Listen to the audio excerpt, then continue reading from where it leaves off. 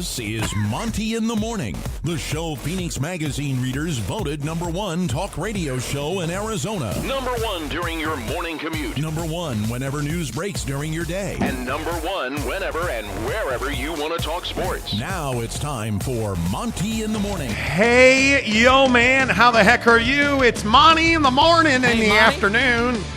It is the Monty Show, live at the Maverick Center in Salt Lake City. A pleasure to be with you on a Friday. Yeah, it's already February 17th. I'll be 50 on Sunday. What do you mean you didn't give me anything? NBA All-Star Weekend is here. Big update out of the Pac-12 for you this afternoon. Oh, by the way, did I mention this show is presented by our good friends at The Advocates. TheAdvocates.com, the best injury attorneys in the business. And you know what? I know that there's a lot of people this weekend that are going to go out and be distracted driving. One of those people hits you, that's not your fault. You deserve to be made whole on that. If your car gets totaled, God forbid you get injured, you need somebody who can fight for you. You need an advocate. That's why you go to theadvocates.com, where you do not pay until the advocates win your case. Theadvocates.com. Make sure you tell them you heard about it on the Monty Show. Jake, good afternoon. Yeah. Hello. Is this thing on? Hey, it's All-Star Weekend. It is right. on. I had no. By the way, I had no idea. No idea it was All-Star Weekend. It is. I know you might have heard that, right? You might have heard that it is All-Star Weekend. Yeah. I'm just telling you that. I think it's really interesting that we're seeing that you have so many people that are so fired up about All-Star Weekend. Yeah. I think it's a really critical moment in time for the Utah Jazz. And why I say that is because the perception versus the reality in Salt Lake City, I just don't know that is on par across the NBA. How many people truly understand the value and the greatness of the state of Utah? And to his credit, Ryan Smith has told anybody who will listen, and I truly mean that. To his credit, Ryan Smith has told anybody who will listen how great Salt Lake City is, how great Jazz fans are, and how great the state of Utah is. The issue is, so is Duke volleyball. The issue is, so is this Russell Westbrook situation. So have all of these other stories about inequality, Donovan Mitchell wanting out because of CRT, like all of this nonsense. And whether you like that or hate that, the reality is there's a perception about this town, this state, and this team, Jake, in my opinion, that means a lot of NBA guys don't want to play here. Yeah, I mean, I think that for players, the trouble is that when Donovan Mitchell left, there was a lot of fear and a lot of reporting and information that came about that basically said that Donovan Mitchell basically said, hey, like I didn't love this and that about Salt Lake City, and I was a little uncomfortable on the streets and the police and yada yada yada. You guys all know the story. I don't have to go back through it. But the point just is that, Salt Lake has this sort of perception about it. And it's unfortunate because I don't think the Salt Lake of, 50 years ago is what Salt Lake is today. I think Salt Lake has changed a lot. I think it's no secret that the exodus that happened in California and is happening has impacted Salt Lake City and has impacted markets like Phoenix. And the point just is that Salt Lake has changed a ton. And when we talk about Ryan Smith and the impact he's had, this is where I think he's really strong. This is where I think he is doing a lot.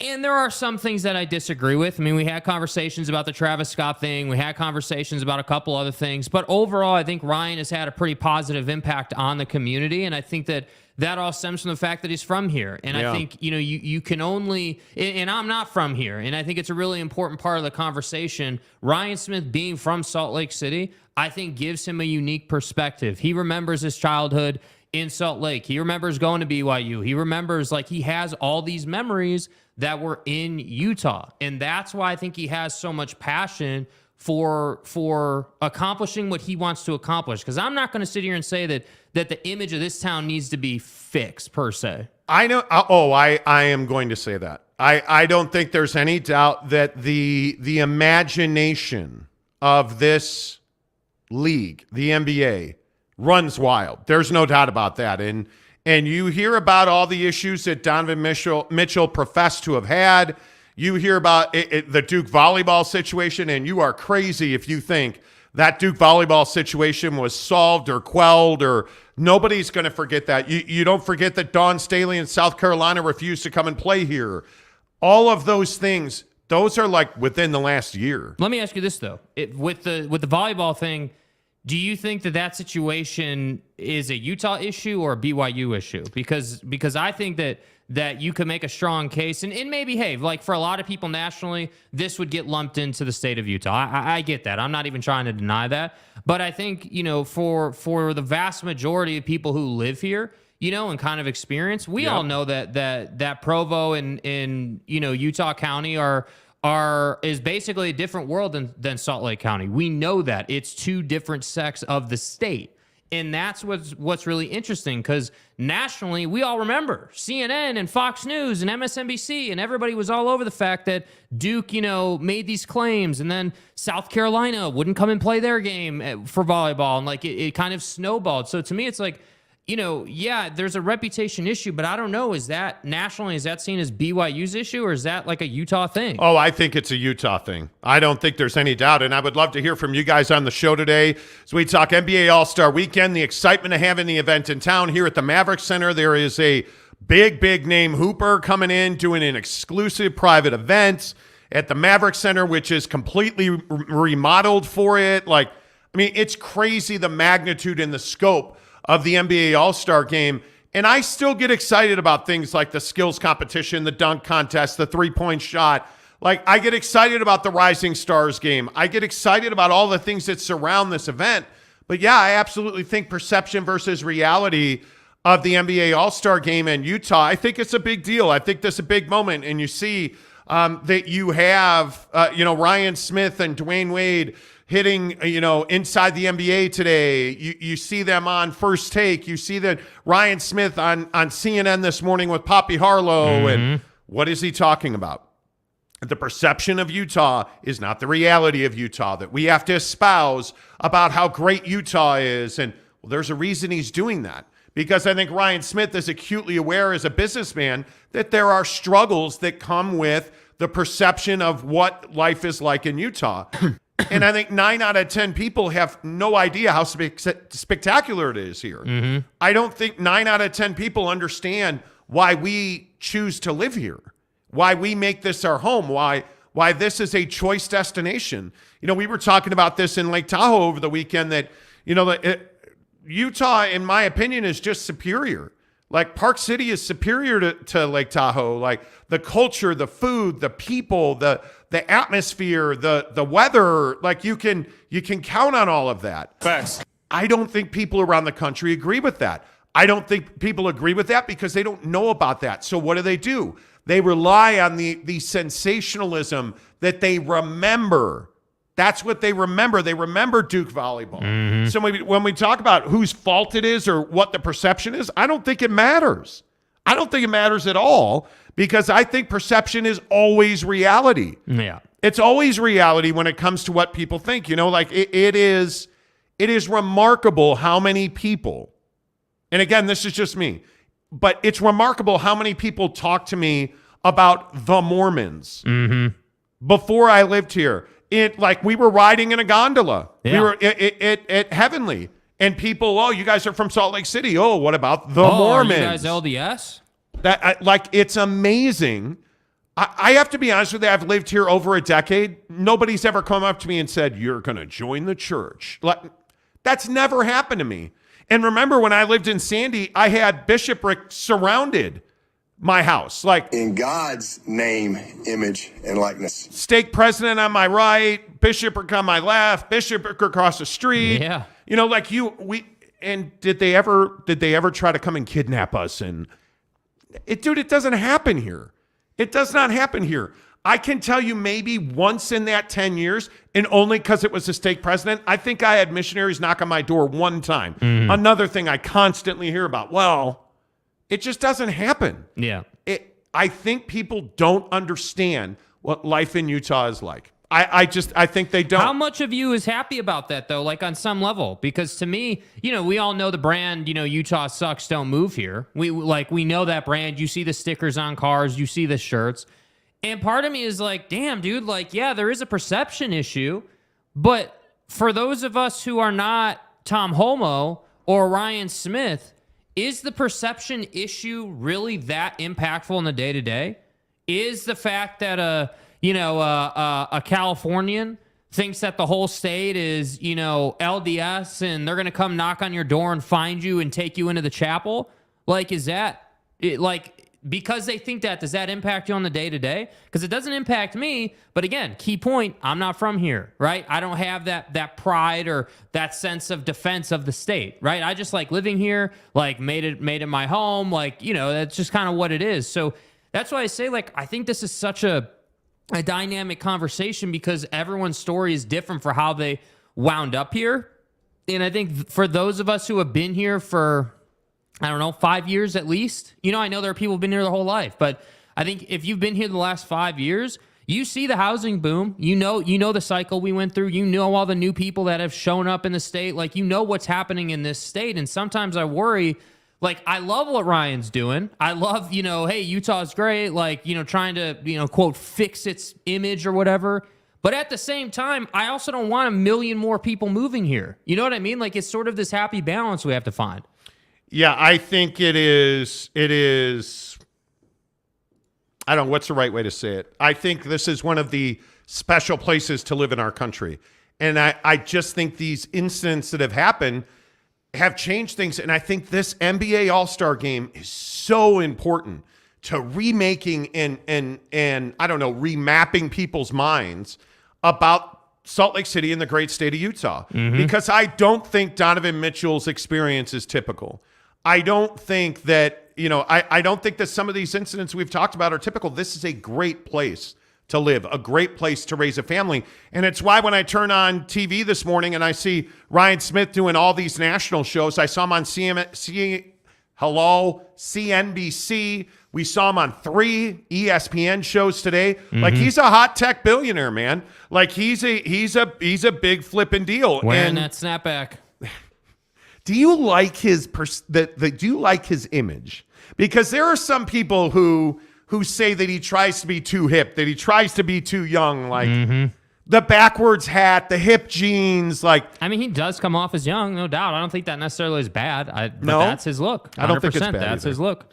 I don't. All right, just about 3:15. Let's get a good friend of the program. We've been talking about Robert Jensen's General RV in here. Mm-hmm. Bobby Chantabori is one of their big time dudes, like their bosses over there. Bobby, like, by the way, I know it's the RV show and whatnot, but like, are you excited about the NBA All-Star game? Like, what does the NBA All-Star game mean to you, man? Yeah, I'm super excited about it. Especially coming here to Salt Lake City, it's such a great thing to bring, for the economy, for restaurants, for business itself. I remember growing up, I grew up in Charlotte, North Carolina, and it was in the era of the Hornets where, it was super amazing. When we had the All-Star game there, it was something I look forward to. It was when I was in elementary and middle school, Be Cool, Stay in School theme, and it was really cool. Oh, those were the days, weren't they? Bobby Chantabori from Robert Jensen's General RV. So it's RV show weekend, and I want to ask you about that. But tell me a little bit about General RV, because obviously Riley O'Brien's our guy. I tell everybody that me and Mrs. Monty have come in there. I talk about the great parts selection and whatnot. But what made you guys this great store? What made you guys the go-to spot for RVs in Salt Lake City? Yeah, it's amazing how far Gen RV has come. We started back in 1962, and we just celebrated our 60th anniversary. Robert partnered up with some of the guys from back east and made this happen and made it a reality out here in Utah. And so I've been here with Gen RV since 2010. We helped start the internet department. Oh. We're a cash company, so we have lots and lots of discounts, deep pockets to throw at deals and, just make things happen for customers. From, the purchasing aspect to after the sale, where customers come in, we can take care of them from anything from the smallest smallest tent trailer to a toy hauler, a big motorhome, diesel Yeah. pusher, whatever you need, we sell it. And we're the number one dealership for fifth wheels, motorized in the entire state. I mean, no other dealership can touch us because we sell 2 to 1 if you had to look at numbers. Well, and you guys have this massive inventory, but I know the other thing that you guys are really passionate about at General RV and Draper is people aren't leaving there without a deal. Like, I mean, you talk about being a cash store, you talk about that inventory. I mean, you guys have units, especially on the RV show weekend. I mean, you guys have units that are below cost for you guys. I mean, there is something on your lot. If you've dreamed of an RV, you guys have something on your lot that will fit what somebody has always dreamed about. They can afford it. Like, I mean, you guys just have something that works for everybody, it feels like. Absolutely. And we work with a lot of national lenders and banks that will work us into great payments. If you're a payment buyer, we have all types of deep discounts that I personally don't get to see. And I've been here for a long time, but I've seen some really incredible deals where people made us an offer and I was like, there's no way they're going to accept that. Next thing you know, they come back. Congratulations. Here you are. And so, as you mentioned, yeah, we'll take, I mean, we have this big old kitty pot of money that we can use for other discounts or different brands. But yeah, absolutely. We'll make it happen. Just gotta come down here and see what we're about. Bobby at Robert Jensen's General RV and Draper joins us for another minute. I want to ask you about the RV show, because it is, I mean, it's appointment. And I know it's a big deal. I know that it really is something that people really look forward to. What makes the RV show such a big deal, especially for you guys? Why is it so special? Yeah, as we mentioned, for Gen RV, it's our 60th year. This show is actually the 58th annual show for the spring season, and that's down at the Expo Center, formerly known as Southtown Expo, but now America Expo. Yep. But yeah, it's a great place to come together with your family, stay out of the weather, all indoors, where you can visit hundreds of RVs. There's over 3,000 or 300,000 square feet of space, and reps are there. So you get to meet some reps. You get to see some of the owners of these RV companies, and so pick their brains, ask questions, learn about new ideas, new inventory, again, all in one building, and you don't have to go outside and freeze and walk through the cold. Love it. Yeah, I think, you know what, as somebody who, I really look forward to the RV show several times a year. I used to go when I was a kid. Like, I just think it's one of those places, and Bobby, I know you can talk about this as well, and I'm sure you guys at General RV and Draper see this all the time, but the dream that you see in the eyes of people, and I know that's dramatic. It's like a movie. But when somebody walks in, dude, and you see like a diesel pusher, a bus, or a fifth wheel, or a little pop-up, like, you can just see their heart on their sleeve. Like, you see that emotion, that desire. Like, I think that is one of the coolest things. It's almost like buying a house. Now, it's not nearly that expensive, but man, that dream that's alive in the RV business, when you walk in and you see that family, hey, is this a good fit? Like, that is always something I think is so cool, man.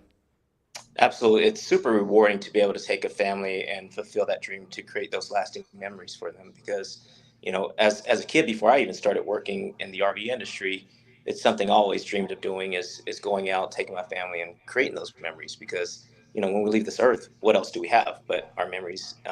So that's, for me, I feel that that's number one, making those lifelong memories. And then, yeah, it is very rewarding for myself to help families. Because as you mentioned, it's like purchasing a home. It's basically a home on the wheels, but next to the home is probably their second largest investment in their lives. And isn't that why we go to General RV? Because I think, before I let you go, the last thing I would tell you is, this is not something that's entered into lightly. And when you go to a lot of these other RV shops, and you know what I'm talking about, Bobby, there's RV shops on every corner in some towns. In Salt Lake City, you can drive down most streets and there's going to be a used RV with the tires falling off of it, right? But when you're going to spend that kind of bread, man, you need to know that, hey, these guys have been in business for 60, 70 years. Like, you think about Robert Jensen's General RV, like, you guys have been there. You're going to be there. You guys are a place where people can go spend their money and they can trust that it's going to go well. Absolutely, and that's our goal, is to make sure you have a great buying experience. Not only, again, the buying experience, but the whole process itself. If you spend a little bit of time with us, we'll save you a lot of time, and make sure we put you in the right one that fits your needs.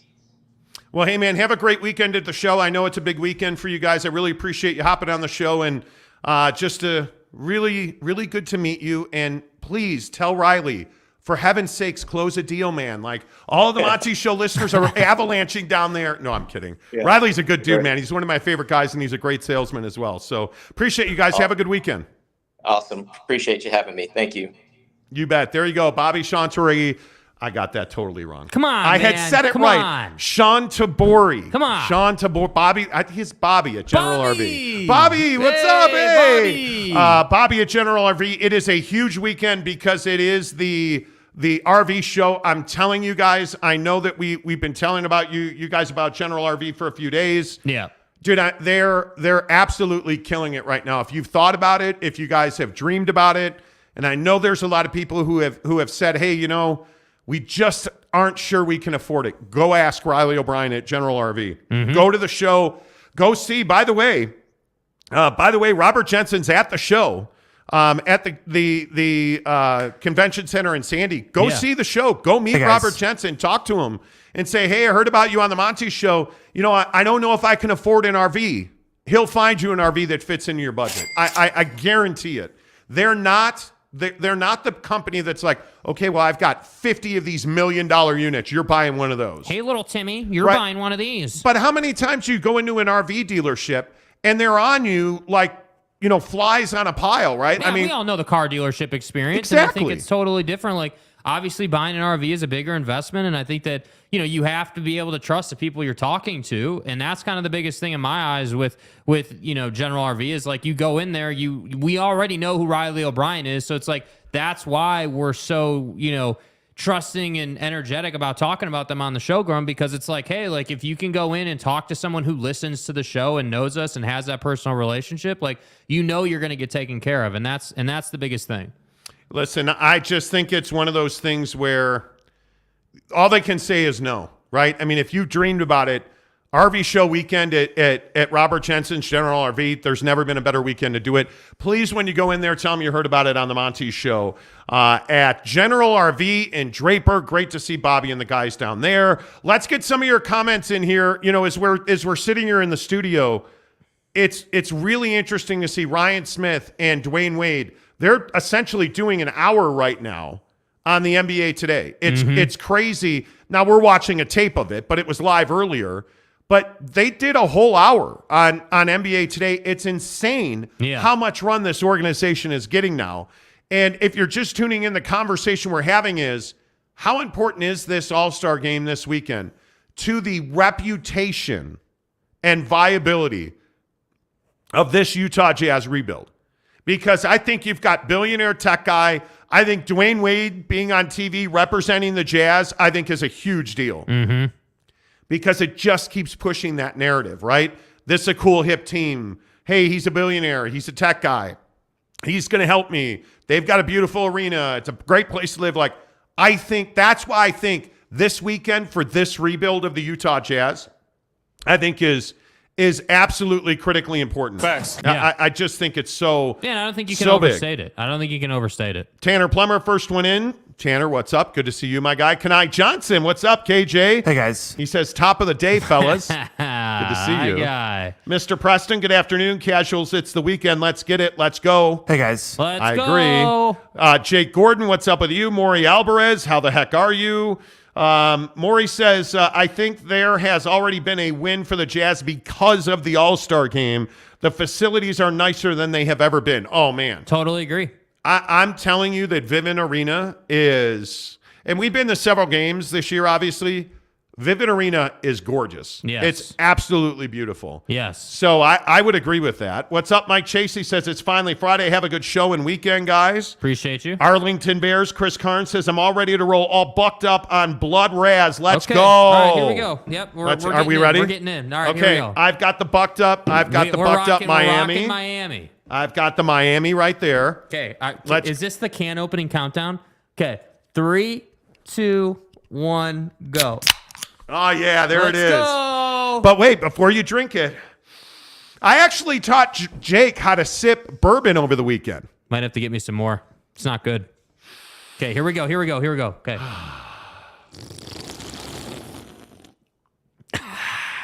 I love it. Buckedup.com. Use the promo code Monty.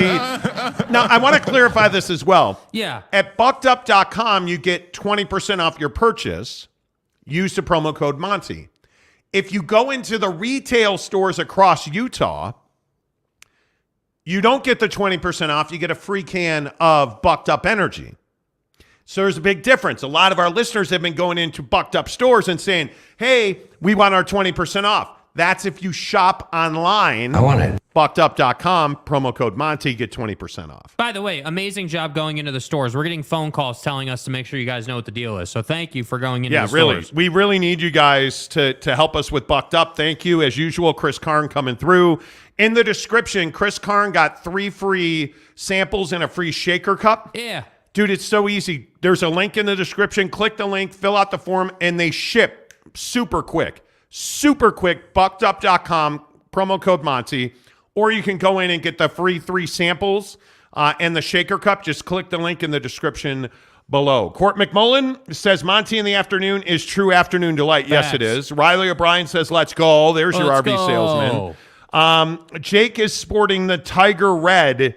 He's going for the win today. Yeah, dude, I got the Tiger Red on. Dude, I'm so stoked. Quick sidebar. How freaking awesome is it that Tiger's back on the tube? Can I just say that? Super. Seriously. Like, I know it's not the Masters. I know it's not Augusta. Like, I get it. But it's still awesome to see him out doing his thing. Yeah, I loved watching Tiger Woods play today. Yeah. It's a little warm in here today. A little warm in here, I'm a little toasty. That's why I've got the Bucked Up in the water working. Yeah. Yep. It's a little toasty. I am thrilled to see Tiger Woods back on the course. Now, the limp is noticeable. He's on his right foot. He's wearing a much larger shoe. Think that's HIPAA? Because of the car accident. Like, it's tough to watch Tiger. I got to be honest with you, but it was so much fun. Yeah. And I just appreciate that he's out there banging around. Yeah. Zesty's retroing games.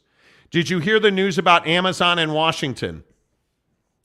What I'm going to tell you is I don't necessarily believe this to be true. And we're going to talk about the Pac-12 coming up here in 30 minutes because I don't... What you're hearing about Amazon in Washington, I don't believe to be true. Mm-hmm. And I know that people are saying that, hey, this is happening, that's happening. Yeah. I'm just telling you to ease yourself. Yeah.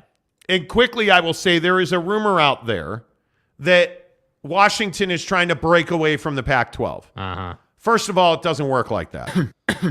Second of all, Washington going as an independent makes absolutely no sense at all. And you really have to temper yourself with the noise that happens around this situation right now, because there's a lot of noise. Mm-hmm. So we'll talk about that. I have a good update for you coming up at 4 o'clock. 29 minutes from right now. Stick around for that. Gage Carter says, sup, guys? First time watching the afternoon live. I keep forgetting or I'm busy. Well, you finally showed up. Thank you. Hit the notification bell, man. Let's go. And Gage, I know you're subscribed, but hit the notification bell. It will remind you. Jacob, yeah, exactly. Jacob DeLambo says, warm weekend, too. Is it supposed to be warm? It's supposed to snow as well. Yeah, that's what I thought. There's some folks who say that we're going to get a foot of snow in the mountains. Let's go. But it is going to be in the 20s and 30s in the mountains. But it will be in the 40s, middle 40s and middle 40s down in the valley this weekend. Yeah. So DeLambo, you ain't wrong. Stephen Harris says, what's up, casuals? I'm a longtime listener, first time commenting on the show. Love the show. So glad it's in the afternoon. Appreciate you, Stephen. Thanks for being here, Stephen. Appreciate you. Where are you at, real quick? What part of the country are you in, man? Are you Utah or where are you at? Yeah, where are you at, Stephen? Let us know. Introduce yourself. Ryan grew up in Provo, not Salt Lake, and there's a big difference between the two. I'm from Provo. I think Salt Lake is better, Jose says. Well, yes, he's a BYU guy. He is a Utah County guy. He's a Qualtrics guy. We all get that. But we've got to stop delineating those two. We're all Utahns. And, hey, when Utah and BYU are going to play, okay, cool, let's do it. Red and blue, totally get it. But we cannot continue to try and live this divided state thing where, at Lehigh, we put up did you guys see the retaining wall we put up across the 15 in Lehigh? Because we can't have those damn utes coming down here. We just can't have it anymore. The smell is too much. Right. Can't do that anymore. We can't live divided. We're Utahns, period. And to me, I don't care if he's from Provo. He's a Utahn. I don't care if he went to BYU. He's a Utahn. And, what I'll say is he's been on TV for 3 days representing the state of Utah. Do you think they think he's from Provo, or do you think they think he's from Utah? I'm going to guess they think he's from Utah. Yeah. So, and listen, if Ryan Smith is all you know, and again, what I'll say is I'm not a huge fan of the tech billionaire that wears a hat backward. Facts. I mean, I understand why he does it, but I say stay young forever as a guy who's going to turn 50 on Sunday. I agree. It's definitely different. I don't think it's bad. I would complain if I thought it was embarrassing, but I don't. It's not embarrassing. I think that, but I think there are a lot of people who feel like it might be, dude. I've seen that. Absolutely. Why is this guy wearing a snapback backwards? And where's the suit and tie? And, and I think that, again, I know that we've had some pretty heated debates about Ryan Smith. The Travis Scott thing, the comment section was not nice to us on YouTube. And a lot of people were, frankly, pretty pissed that we said what we said about Travis Scott and Ryan Smith. And I still maintain that opinion. But at the same time, I can also maintain the opinion that I think Ryan Smith has done a damn good job representing this state over the last few days. And as much as I have, some reservations about Salt Lake City getting, overpopulated, if you will, like just too many people living here and, the issues with the Great Salt Lake and all that stuff that we all talk about with our state. All those issues set aside, I think Ryan Smith has done a really good job. And I think nobody up to this point has been doing what Ryan Smith has done the last, however long it's been now that he's owned the Jazz, 2 years or whatever it's been. So I just think that Ryan deserves a lot of credit. At the same time, I do think there are some things that I'm upset about with Ryan that we've talked about on this show. But I think as far as the All-Star game is concerned, he's checking the boxes. The building looks great. The rebrand is working. He's got D-Wade talking Utah Jazz basketball. He's got a guy in Walker Kessler who's in the Rising Stars game, who to me is going to be the next face of the franchise. Like that's where we're heading as far as I'm concerned. With all due respect to Lori, Walker's the guy that I think is most relatable. Like there are a lot of things pushing the organization forward. I haven't even mentioned the Delta Center yet. So that's what I'm saying. Like there's a lot of good things that Ryan Smith is doing, and that's why I think it's just this weekend.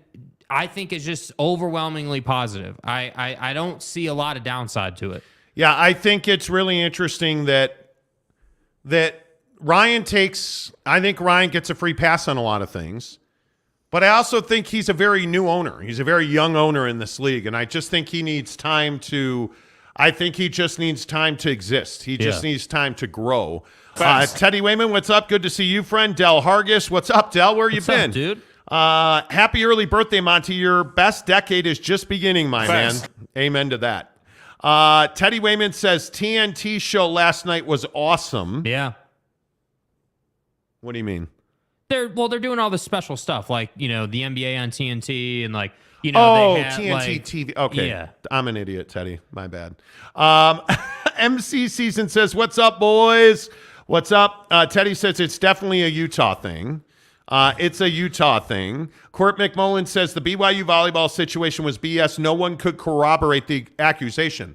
But again, and we talked about that. We totally agree with that. Yeah. It doesn't matter because everybody thinks it happened. And that's, I think, the key point, right? And I love the comment, Court. I really do. I don't even disagree with you. And for all of you out there listening to the program right now who are new to the channel, we have a video on the BYU volleyball situation that we put out when that happened. I would encourage you to go watch that after you're done with today's show, just so you can see what we said about that. But I think the best point is that perception is reality. If people nationwide think that Utah is a state full of LDS folk who just go to church and work their job and that's it, and there's nothing here, hey, great, stay the hell out of my state, right? But at the same time, if I'm Ryan Smith, a tech billionaire, a business savant, someone who's clearly really successful, I need to change that narrative. And I think for the Utah Jazz to be successful at the highest level, I think changing the narrative is crucial to that. Because all they need to do, think about it. Like, you've seen this Kevin Durant to Phoenix thing. I want to keep reminding people just how quickly the Phoenix Suns turned this thing around. Because I remember all those days when it was Book and Eric Bledsoe. Yes. I remember those days Yes. when, Phoenix was some dumpster fire of an organization, and Phoenix was this terrible place, and no one's ever going to Phoenix. And my belief is that the Utah Jazz can be the Phoenix Suns. They can get to that level of popularity, and they can get to that level of respect with players. The problem is, and it takes me back to the Donovan Mitchell thing, when Don leaves and has a conversation he has with players around the league, that doesn't help. And so that's why I think Ryan Smith deserves credit for doing all this stuff that he's doing, because I think it's crucial. Again, I'll just say perception versus reality. Yep. Because I think we all know it never happened. It never happened. And for my money, I will again say, I just don't buy that I don't believe that we are a racist infested state. Yeah. I think we have issues with equality. They're not unlike a lot of other states. I think we have issues with communication and acceptance of diverging opinions. Is it worse here than other states? I don't know, man. Arizona, nobody talks to anybody. In California, it's a melting pot. In Chicago, where I grew up, there are very much the same issues we have here. This is fucking America.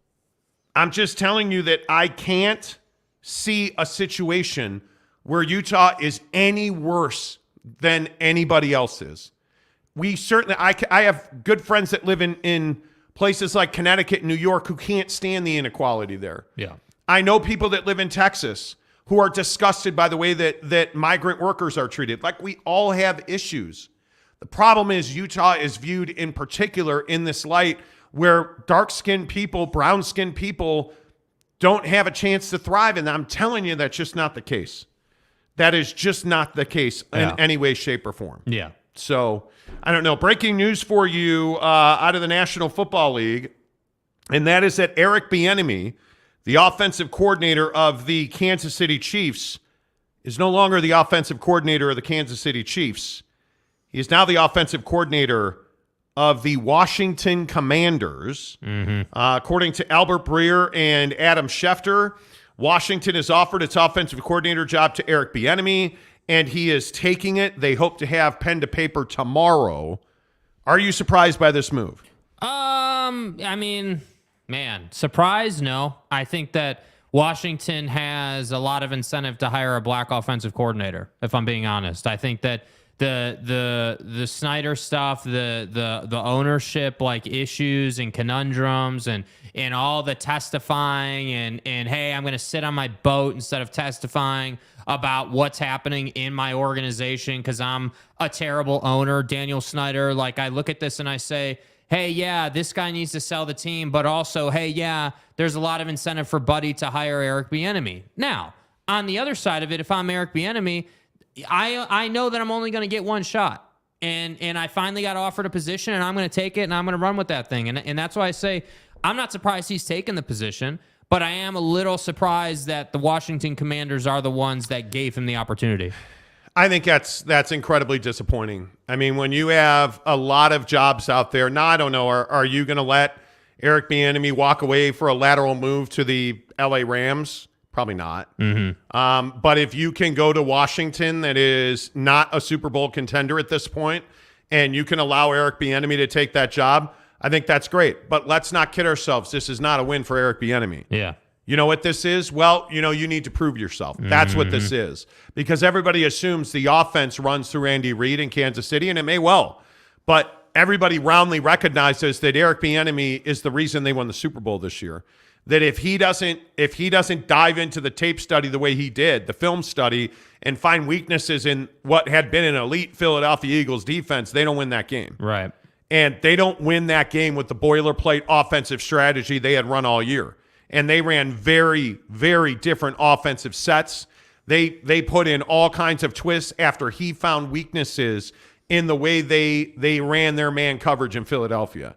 So it's a little disappointing that Eric Bieniemy has to take a lateral move a lateral move to go and get a job. That's a little disappointing to me. M. Morris says perception problem again. Correct. Jacob DeLambo, are the Commanders going to get one more win next year? I think he's worth several more wins. Yeah. I am a huge believer. Now, the question also is, where are they at quarterback? Like, where are they stability-wise? That'd be my biggest question with the Washington Commanders is, are they going to sell the team? And where are they at as a roster? I mean, they were a 500 team this year. And I think you have to start looking at the offensive talent there. Yeah. When you run Heineke, Wentz, and Sam Howell out there, that's nothing to excite people about. I mean, obviously, Brian Robinson Jr. is one of the best stories in the NFL, but it's not as though he's tearing up the league at 800 yards. And then you go and look at their wide receiver core, and I don't know how you're not excited about Terry McLaurin, Curtis Samuel, like Jahan Dotson, Antonio Gibson. Like, they have depth of talent at wide receiver. They're decent. Not good, not bad, just decent on the offensive line. Yeah. Their issue is they don't have a quarterback. They don't have a go-to number one guy. Let's see what happens there. I would also say that you have to look at that defense, and you have to wonder, how many people and how many guys on that defense are must keep, because you only had 43 sacks this year, which is not a lot. Yeah. And you look at guys like Montez Sweat, obviously they have more issues. Guys like Chase Young has to be healthy. Very clearly, Chase Young has to be healthy. He's a difference maker when he is. Look, the reality situation is Eric Bieniemy is a damn good offensive coordinator, possibly the best offensive coordinator in the league. And obviously what he does with this opportunity will show that. I mean, I don't think an offensive coordinator can, do what a quarterback can do on their own, but I do think that an offensive coordinator is certainly worth, between 3 and 5 wins a season. I think if you have good game planning and good scheming and you know how to attack a defense and exploit weaknesses, you're going to win a lot more ball games. And I think that, the sad part is this move isn't about football. This has nothing to do with football. This has everything to do with politics in the league and dude getting an opportunity. And I kind of agree with you on this one. I'm not even really willing to say it's an opportunity. Like, now that I think about it, you're right. It is a lateral move. It's not like he's stepping into a head coaching role, and to me, it's like, I don't know what his thought was. Is his thought that the only way he'd get to a head coaching role is if he took another lateral move into another organization and proved it? I think so. Yes, I think so. And I think that he had to get away from Andy Reid. He had to. I just don't know how else. Yeah. He said, I don't know if I can agree with that. Brandon Butler, a member of the program, says, I think Matt Nagy really damages perceptions of KC's offense, which isn't helping Bieniemy's head coaching prospects. I think Eric Bieniemy is universally respected as an offensive mind. Yeah. I think the issue is he's black, so he's not going to get any benefit of the doubt from rich white billionaires who run NFL teams. I think we know it's not even a secret, the inequality issues in the NFL. Yeah. And I don't disagree with you entirely that the Washington Commanders uniquely need a win, racially speaking. They had to do this. Yes. I think they had to do this. I think Matt Nagy was a bust as a head coach. I think he's a really good offensive mind. I think he made it possible for Eric Bieniemy to walk away because Kansas City's not going to have to go out and find a new OC. And you just won a Super Bowl. There's no pressure to win next year. Yeah. Yeah, I agree. M. Morris says every team that's decent on the O-line seems to have QB problems. There are very few elite offensive lines with elite quarterbacks because there are very few elite quarterbacks. Frankly, I mean, Tampa is a very interesting spot. It really is, which is why this Aaron Rodgers story we're going to tell you about coming up on Football at 50 is pretty interesting. Jorge George says he doesn't call plays. Well, I disagree with that. Yeah, that's not been the reporting, dude. He is very involved in the play calling. We're going to find out in Washington because he's going to be the individual play caller there. He's not going to have Andy Reid. Washington is thirsty for QB help. I mean, drowning. But think about it. What can Eric Bieniemy do for Heineke? Because Heineke's shown this ability to not be a great quarterback, but to be good enough to win you a game. He's good enough to win the game. And that's all that matters in my opinion. So if you can scheme and you can game plan and you can put him in a strong position, all he's got to do is make the throw. And I know that's like, oh, well, he's just got to make the throw. Yeah, every quarterback's just got to make the throw. Thanks. But like, I think Taylor Heineke is capable of delivering the football. I agree. I think he is. Court McMullen says he has got to get out from under Andy Reid's huge shadow. He does.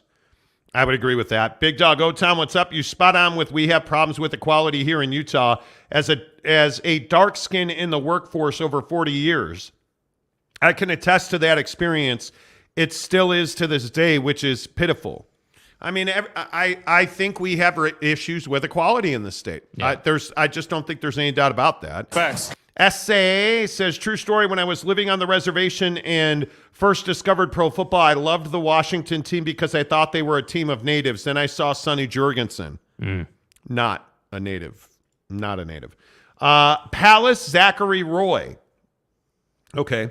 As an Eagle fan with a Carson Wentz jersey still on my wall, I'm not worried about this move in the slightest. Okay. That's interesting. Jeremy Bolton, the mayor of Montytown, has arrived to the program. Jeremy Bolton said, hey, I said, well, if it isn't Monty in the afternoon, hey, Monty, let's go boarding, deal with it. That's what I'm saying. I'm ready to get back out on the mountain. I feel much better. I had a terrible wreck last weekend. I guess it was last Sunday in Tahoe. Had just an awful wreck. Do you even lift? My shoulder still has a little hitch in its giddy up, but I'm okay. Yeah, you're not on the injured list. No, I'm fine. I'm You're going to strap it up and get on the chair? Dude, I'm day to day. Yeah. I'm going to strap it up. Okay. We have some Jake news later in the show, by the way. We do. We do. We clear on that? Yeah. The Nye Guy says, as a Cards fan, I send Murray to Washington for a warm half can of PBR in yesterday's newspaper. Okay. Doesn't make I you don't feel hate that. responsible. Kyle J, what's up, my guy? He says, does Jarrah have the stones to cut Zeke? He better. No. But I would. I don't think it's the would. stones. I would. I don't think it's the Stones too. They have no choice. They have Leighton Vander Esch or Ezekiel Elliott. Which one do you want? I mean, you got to go Leighton Vander Esch, even though the guy's hurt more than he's healthy. Yeah, but Zeke is too. But they have so many guys, and Zeke really is morphed into a short yardage guy. What do you do with Pollard? I mean, he's got this huge injury now, but he's also a free agent. He'll be fine. I'd re-sign him. He'll be fine. Yeah. Andy H says, Heineke is a young Derek Carr, just not good enough. Derek Carr going to meet with the Jets, by the way. So that's interesting. Yeah. Jorge says, yeah, the Jake TikTok, question mark. No, that's not it. That's not it. Keep That's guessing. not it. Don't tell them. I want them to guess. Jeremy Bolton says, update on Jake. I think we need a poll to guess what the news is. Tanner Plummer says, what's the Jake news? Is he getting hitched? Wow. Ooh, Tanner. I mean, that's. Jack Rumsey, what's up? Yeah, I think it's rad to have Malone as a guest slam dunk judge, but he's a very negative perception in the national sports media. He really is, Jack. Yeah. I mean, Karl Malone is one of those interesting guys, dude. Like, I don't know. Are we Karl Malone fans on the show? Michael Jordan fan, dude. Teddy says, is Jake engaged? No. Jeremy says, does the news have to do with texting? No. Ooh. So it's true. Jake is getting married. Tanner? The white salamander's alive and well. Yes, you did. Yes, you did. Why? Tanner T says, I'm done putting in the effort at work today. Monty and Jake, you guys take it from me. Let's go, Tanner. Exactly right. Geoff, what's up? Jake is pregnant. Dude, are you a woman? I did not know you were physically capable. Hello. Okay. Anyway, my point is, I don't think Jake's capable of carrying a baby. I could be wrong. Mark Hale says you might get a lot of wedding gifts from your followers, Jake. Maybe. Brady Cook says, what's up, guys? What's up, Brady? Nothing How you to doing, report bro? here. Nothing to see here, as Aaron Rodgers said. Jorge says, elbow cough, Karl Malone and Stockton, best basketball duo ever. Right. Right. Okay. No, still like Stockton, though. See, I'm telling you. People don't like Karl Malone, bro. John Stockton is cool, but Karl Malone is not, dude. The Nye guy says Jake found the ever elusive G spot. That actually is related to the conversation. Andy H says Malone's going to score a 14 on one of those dunks. No, I ain't. Nope. Tanner says, I don't like Stockton. I don't agree with his politics. Oh, God. But Tanner. Do you like Malone? I don't agree with his paternity. Yeah. Physiologically, it's a non-starter. That's what I was trying to say earlier. Yeah. You know. Yeah. Brad Turner. Karl Malone is a hard one. Well, based on the number of kids he has, I would agree. Oh, wait. That came out wrong. I grew up watching him as a kid before I understand what his past really meant. I think it is probably best he stays out of the limelight. Yeah, well, he's right in the middle of that thing. Jake is going to be a dad, the Nye guy says. Andy H., you got a good laugh out of Kyle J. I agree with that. 10 of the hour, every hour. Here on the Monty program. It's football at 50, 10 of the hour, every hour. The last day of football at 50. Football season's over, man. We move off of football at 50. We'll still keep you updated on all the big football news. Brought to you by our friends at Papa Murphy's Pizza. Use the promo code Monty25 to get 25% off your purchase of $25 or more at Papa Murphy's Pizza. It's Friday night. Who's on the Papa Murphy's Pizza? Yeah, you getting them meatballs? Look, Karl Malone, take it easy. Sorry, my bad. Guys. It's All-Star Weekend. It's my birthday. I mean, who doesn't want the marinara meatball for Monty's birthday? That's what I'm talking about. Papa Murphy's, download the mobile app, put your order in, and use the promo code Monty25 to get 25% off your order of $25 or more. Derek Carr is going to meet with the Jets. Jake, love it, hate it, irrelevant. What are your thoughts on it? I think it's irrelevant. I would be shocked if he went to the Jets, dude. I would. I think you got to take the meeting. But if you're Derek Carr, aren't you looking for a Super Bowl caliber situation? Aren't you looking for at least a situation that's better than what you had? I mean, because what you had was Jet-esque, meaning borderline playoff team that you just couldn't get across the line. Isn't that what the Jets are? I know they have, Gardner, and they've got cornerbacks, and they've got a defense, and everything's awesome and amazing and hunky-dory in New York. But I'm saying that the Jets are still the Jets, and I just don't know why you would take that opportunity. Why not go to Tampa? Why not go somewhere that actually has, real opportunity to further your career? That's what I don't quite understand about, the Derek Carr situation. I don't understand why you would go to a mediocre opportunity that isn't really better than what you had. I think Derek Carr is a very good quarterback that nobody respects. And I've been saying this about Justin Herbert for how long? I'll say the same thing about Derek Carr. Derek Carr needs a better situation. He needs better infrastructure. He needs an organization where the owner doesn't have a bowl cut and the other owner's dead. I'm telling you now, if Derek Carr gets out of Las Vegas, which he is now, he is going to blossom, not by going to the Jets, because the Jets are a step back, not a step forward. If Derek Carr wants to really take a step forward, go to Tampa. Yeah. Do what you can do to get to Tampa. Now, obviously, the other story of the day, Aaron freaking Rodgers. The Packers are reportedly, quote, disgusted with Aaron Rodgers. And, quote, he's not coming back. The Packers are done with Rodgers, end quote, Jake. Yeah, so this reporter, Bob McGinn from GoLongTD.com, has been covering the Packers for 20 years. So he's a journeyman with them, not his first rodeo. He puts out an article today that talks about what you were just saying, that they're done with him and that they're disgusted by his antics and they're upset with him to the point that if he insisted on coming back to the team that they'd bench him behind Love. And I'm here to say, you guys can keep talking all that smoke, but the reality of the situation is this is Aaron Rodgers we're talking about, and you're not benching Buddy behind Jordan Love. You're not doing that, bro. You're not, that's not happening. So I believe part of this, but I don't believe the back end of it. I believe that they're frustrated, they're disgusted, they hate Aaron Rodgers, but also I don't believe that you would bench him if he insisted on coming back. No, you're not doing that. But how many weeks are we going to sit on this showroom and talk about the fact that Green Bay needs to, speaking of have the balls, they need the balls to move on from Aaron Rodgers.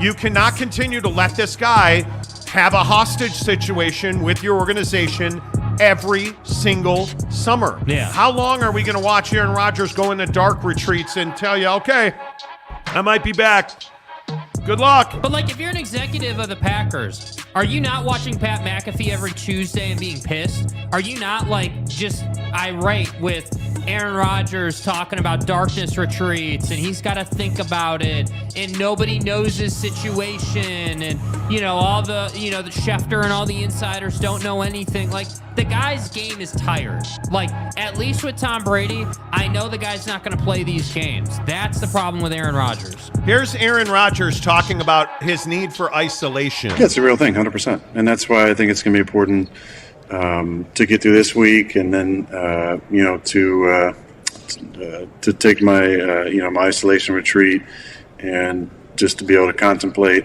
all things, my future, and then make a decision that I feel like is best for me moving forward and in the highest interest of my happiness, and then move forward. What's isolation retreat? We're just going into a cave? Are you not going to talk? You're not going to speak? One of those things? Yeah, is it just you in there? And if you're just in there alone, do you know how many days you're in there? Are you taking an iPad, a book? Are we able to reach you? What? Is there good It's 4 nights of complete darkness. What? You go to Alaska? Not Alaska, no. I've been to Alaska. That's a beautiful state. Dude, notice he never talks about the team. Remember a month or so ago, he said, no, I don't think I'm done. I know I can win more MVPs. Didn't say more Super Bowls, more MVPs. Yeah. Like, why would you be sitting around waiting for this, bro? This is what I don't understand about A-Rod. Well, he's won 5 rings, right? Like, he's been the best guy ever in your organization. I mean, Tom Brady's jealous of Aaron Rodgers. Never. That's my point. Jorge says they isolated his brain. Jacob DeLambo says Aaron Rodgers is turning into Uncle Rico. Facts, dude. M. Morris says Jets think they are, but the 31st ranked O-line says different. Yeah. The Nye Guy says Rodgers wants to go to the 49ers. Tanner Plummer says good old Aaron QAnon Rodgers. Facts, dude. Facts. Yeah, because this week on the Pat McAfee show, he started talking about Jeffrey Epstein's client list. He was murdered, by the way. No, he committed suicide. Big difference. I don't know. The Nye Guy also says he wants to isolate his Packers and some Vegas ladies of the night. That's what I'm talking about. Yeah. I just don't understand it, and I don't understand why I haven't gone to PapaMurphy's.com or downloaded the Papa Murphy's app to get yourself the marinara meatball. No better thing to bring home for the wife and the kids for the All-Star game. Slam dunk that contest with marinara meatball. At Papa Murphy's, we do more than just pizza. We do meatballs and marinara. Papa Murphy's does meatballs? Oh, I think you mean I do the meatballs and marinara? And how do you do it, Dad? How do I do it? How do I do it? Oh, well, we do it with savory ground beef Covered in tangy marinara. That's how, honey. At Papa Murphy's, we make great pizza. And don't forget the meatballs. Order now at papamurphys.com. Use the promo code Monty25 to get 25% off your purchase of $25 or more at Papa Murphy's Pizza, who have brought you Football 50 all year long. Good news is they're staying on the program with us. Yes. Which is always great. They're one of our presenting sponsors on the Big 5-0 Birthday Bash. Mm-hmm.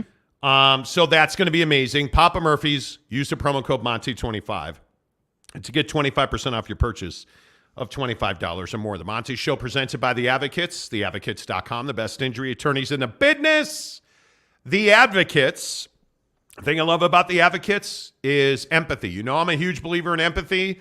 I'm a guy that believes if you can't put yourself in somebody else's shoes and understand what they're going through, how can you relate to, represent, fight for them?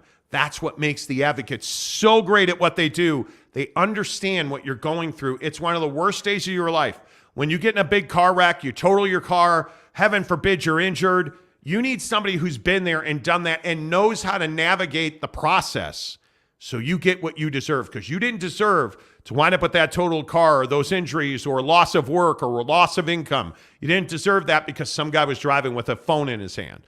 The Advocates know that. They're going to fight for you, and the best part is you don't ever come out of your pocket to pay the Advocates. No consultation fees. In fact, you don't pay the Advocates until they win your case at theadvocates.com. Make sure you tell them you heard about it on the Monty Show. And by the way, somebody was asking me the other day about that chat feature on the Advocates website, theadvocates.com. It's right there. You can't miss it. It's a little box that says chat with an attorney 24/7, 365 at theadvocates.com. All right. Yes, Nate Davis. He says, can you talk about the Pac-12 news? Yes. So many people are asking about it. And look at Greg Hawkins. Get out of work early. Let's go. Hell yeah. Let's go, baby. I love it. Just in time to hear about the Pac-12 and this situation with Washington. And we've done quite a bit of work on this because, again, I'm telling you guys, and I need you to understand that just because somebody says it, it doesn't make it accurate. I'm not telling you we're always right. I'm not telling you that we are the best in the business. I mean, we are, but Yeah. I'm not going to tell you that. Yeah. From what I understand, there is a continuing divide in the Pac-12. We told you weeks ago now that Washington, Oregon, and the Arizona schools were 100% out on any TV distribution deal that was 100% streaming. That has not changed. We have told you that repeatedly. We were the first ones and the only ones to report that. People panned us on that, and then the news today comes out that Washington is trying to leave the Pac-12 to go independent. That is not what I have been told. I have been told that Washington is absolutely one of the schools in the Pac-12 that is against 100% streaming. Without question. Washington does not support going all in on Amazon. I understand it. I know why you would feel that way. But I'm telling you that Washington is driving the ship in the Pac-12. And if you don't know the lay of the land, some of the Pac-12 members have power, some of them do not. Oregon a little less right now because, frankly, they don't have a president. Washington's president is, I think, one of the most powerful figures in all of these conversations. There's just no question about that. What this conference gets is largely going to be driven by Washington, Oregon, and the Arizona schools, as it should be. I understand that. But there is nobody that has told me today that Washington is leading a coup, that Washington is looking to do its own distribution deal with Amazon. Why would Washington do that? Think about what that would mean. If Washington were to leave the Pac-12 and go independent and do a $40 million per year deal, which is, Marcus, like a ton of people sent me this story. And bless your hearts, I appreciate you guys always DMing me stories. Like, I really do. But will you please think about the nonsensical ramblings of people? Does it make sense for Washington to leave the Pac-12, knowing that they are now, I believe, tied to Washington State, to leave the Pac-12 to get a $40 million deal from Amazon? Obviously not. Think about what you're saying.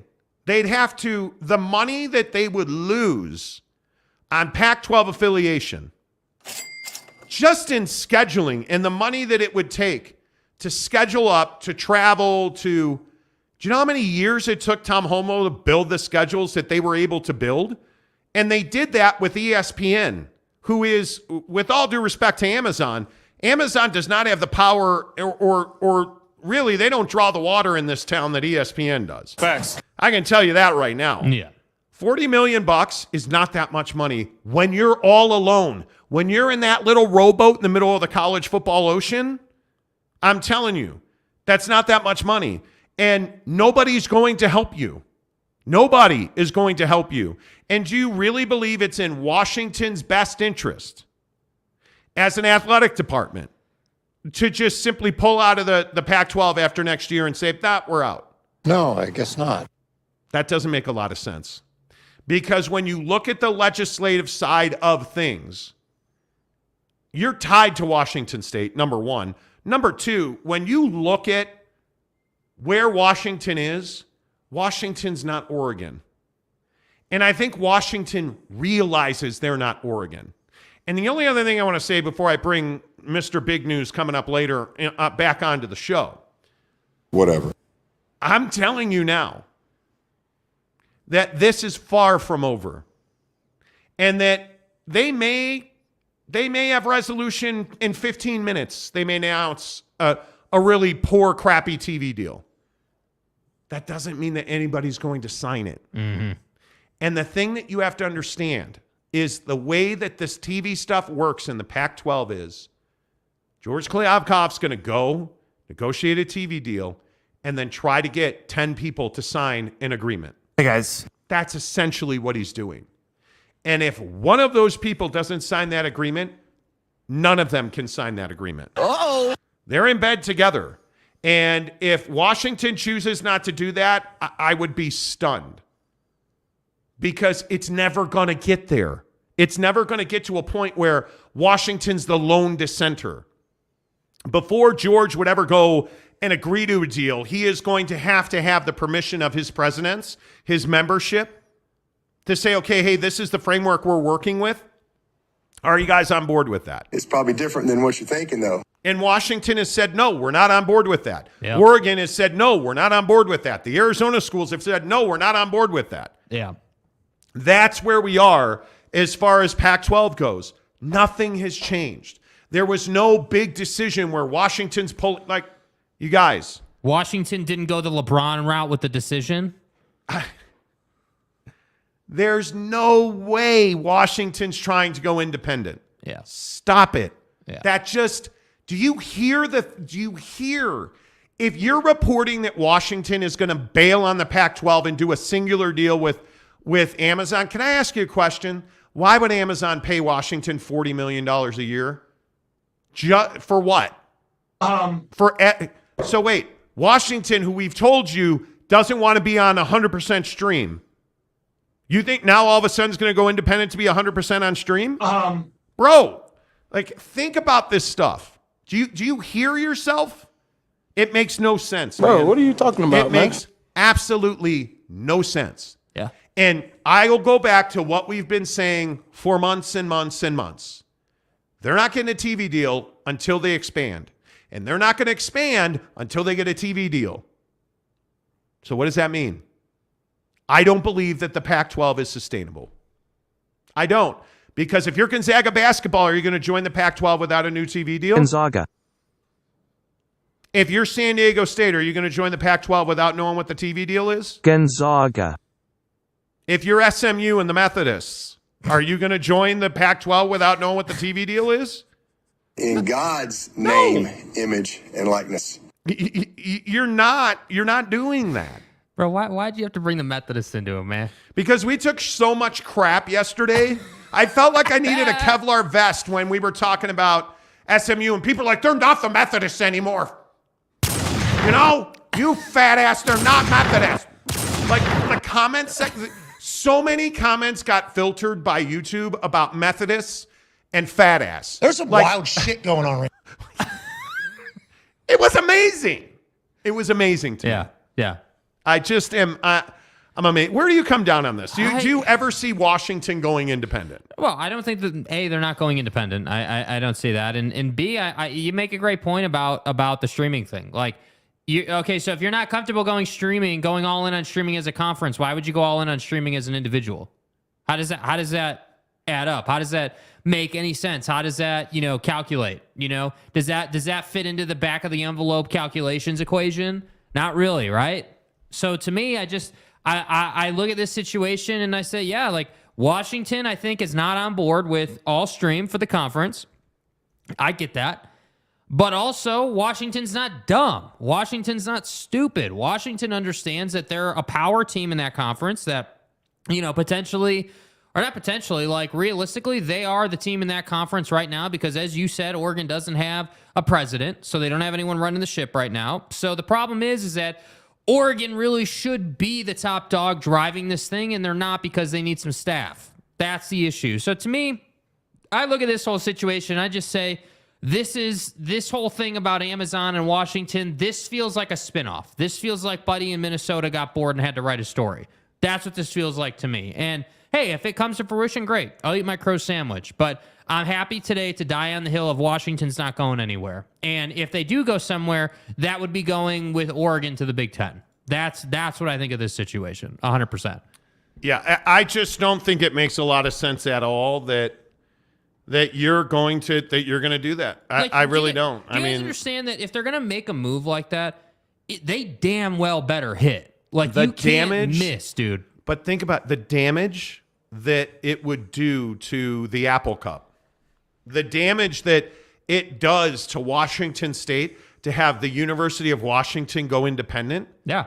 I mean, and I'm pretty sure, and I can look it up, I'm pretty sure that there is a resolution at the minimum that says what's best for Washington is best for Washington State. So you're not just going to bail and go independent. This is, again, why I will point to USC and UCLA screwing the rest of the Pac-12. Yeah. Because that move is directly related to UCLA bailing on Cal for the Big Ten and UCLA having to pay a stipend to Cal. You're looking at Washington and Washington State in largely the same boat. And it just makes no common sense. Yeah. It makes no common sense whatsoever. By the way, there's also this bit of news, as long as we're talking about this, about the Big 12 talking to Fresno State, and they've had multiple conversations. And I'm telling you guys, the Big 12 is super aggressive, and they're constantly looking to expand and constantly looking to bring more revenue into the conference. I wouldn't at all be surprised if they added San Diego, if they added Fresno. Like, Brett Yormark can sit on that video that we played yesterday and tell me all day about how him and Georgie Poo aren't competing. My ass, you're not competing. The moves you are making tells me that you see a need to do what you need to do, which is, hey, make sure that the Pac-12 doesn't get the upper hand on you, and make sure that you keep them under your thumb, because that's right where they are. Think about it, right? Brett Yormark had got out to market early, got the TV deal done so that he could say, hey, we've got reliability, we've got stability. Hey, by the way, anybody notice TCU went to the college football playoff final, right? The national championship game? Like, Brett Yormark has this thing humming. So the idea that the news will come out that he and Fresno State have had like 2 or 3 conversations, that wasn't surprising to me. I know Fresno State's not some marquee brand, right? Yeah, I am just amazed. I am just amazed that you have a scenario where, I'm not even going to talk about the guy who started these rumors. They're meaningless. They're meaningless. You have somebody who man, you just got to slow your roll a little bit. That's all I'll say. Let's get your thoughts in here. Here's, by the way, again, just because I went through the whole cycle today of, hey, what's new? What are we doing? From what I understand, there is a contingency plan. If they can't get a new deal that makes sense for them, I just think the Pac-12 is going to wait and try to expand. But sources told me that Gonzaga has told the Pac-12 that they would not join unless they knew what the financials look like. And right now, the Pac-12 can't make that deal. They can't. And the other issue is that Gonzaga doesn't need, they don't need to go anywhere. They write their own ticket. Gonzaga is not San Diego State. Right. Gonzaga is not Fresno State. Gonzaga is not Boise State. Yeah. Those schools, if they go to the Pac-12 today, it's a pay raise for them. It's a pay raise, right? And the other thing is this pro rata agreement in the Big 12 in their TV deal. I want to make sure everybody understands this, because in our member chat, there was a big argument about this apparently today, or a conversation. I've seen people on Twitter getting this wrong. In the Big 12's new TV deal, if they add a Power 5 program, let's say from the Pac-12, they get equal money for that program. If they were to add San Diego State, they would not get equal money for that. So you want to wait out the Pac-12 and see how deep the water gets around Klyavkov's throat before you just go lurching at San Diego State, because you're not going to get paid P5 full share money from ESPN and Fox on that, right?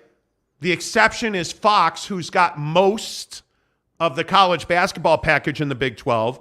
I am told would pay full freight for Gonzaga to join the Big 12 as a basketball-only member. Yeah. So the pro rata does not mean that nobody who joins will.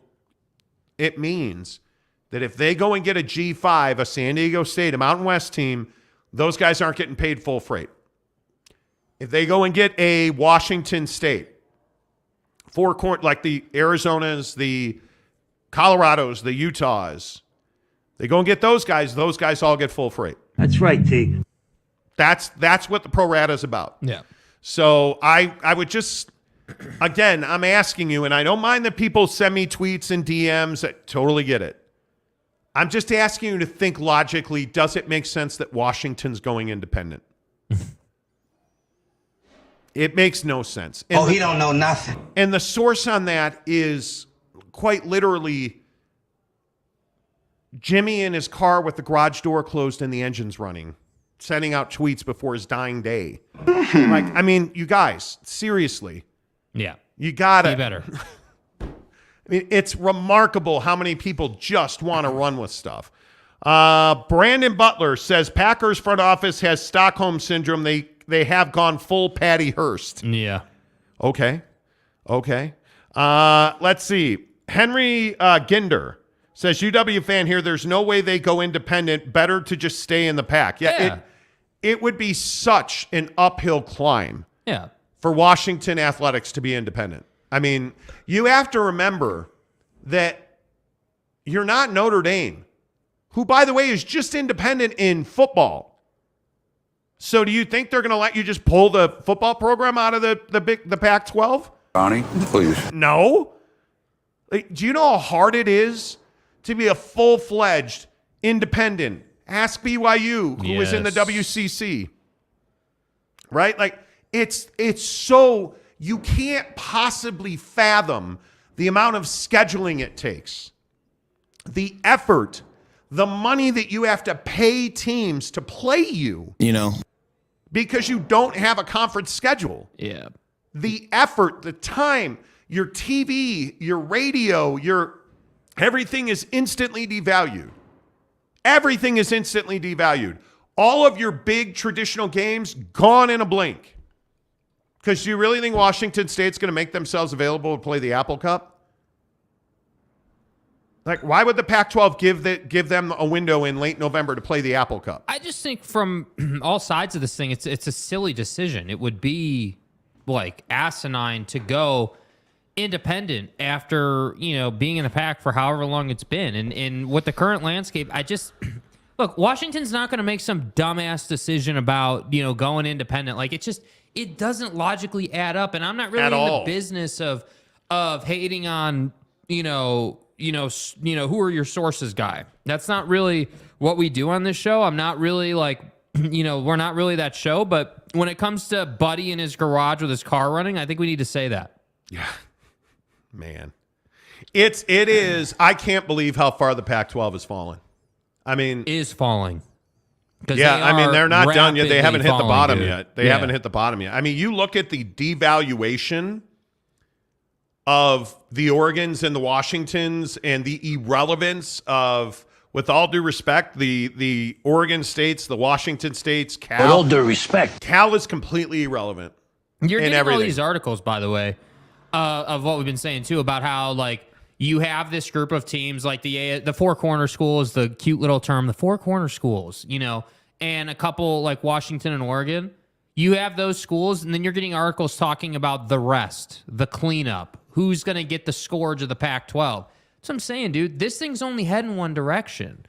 You know what I mean? Like, this thing is heading down a certain path, and that path doesn't lead to long-term viability for the Pac-12. And I agree with the comments we're getting. Nothing's going to happen until they go all in and find a way to get San Diego State to join the damn conference. You've got to expand before you get a TV deal done. And I don't know. I would guess George understands that. Like, I have a hard time believing that, Mr. Back of the envelope calculations doesn't understand that to get a TV deal done, the TV person's got to know what they're paying for. It's the same concept with Gonzaga, as he was just saying. So, like, that's why I say we're sitting here, and I'm not even complaining. I love having this conversation, but we truly are having the same conversation every day, it feels like, about the situation, who's going to be added, who's not. And then we get crazy tinfoil hat guy over here talking about Washington going independent. That's what happens when there's nothing really to talk about with it. Tinfoil guy makes something up or comes up with something, whatever the case may be, and just throws it out there, man. Tinfoil guy makes something up. I mean, seriously, That's what this feels like. It makes no sense. Like zero. Like I would say, like, I feel like I'm pretty good about being like, hey, like I disagree with this, but I can kind of see the logic. I don't see the logic in this at all. It doesn't make any sense to me. No, I would agree. And this tweet right here by John Wilner, and John's a guy I think we all respect. But this tweet really bugs me because it's just not true. I have asked, I must be at 30 people now I've asked about research money. And I've been told directly that your research money has nothing to do with what your athletics are doing. Nothing. You are AAU or you are not, period. And it's based on your credentials. So John Wilner today, Wilner Hotline on Twitter, lots of noise, and admittedly, I am but a half-shelled peanut in the realignment gallery.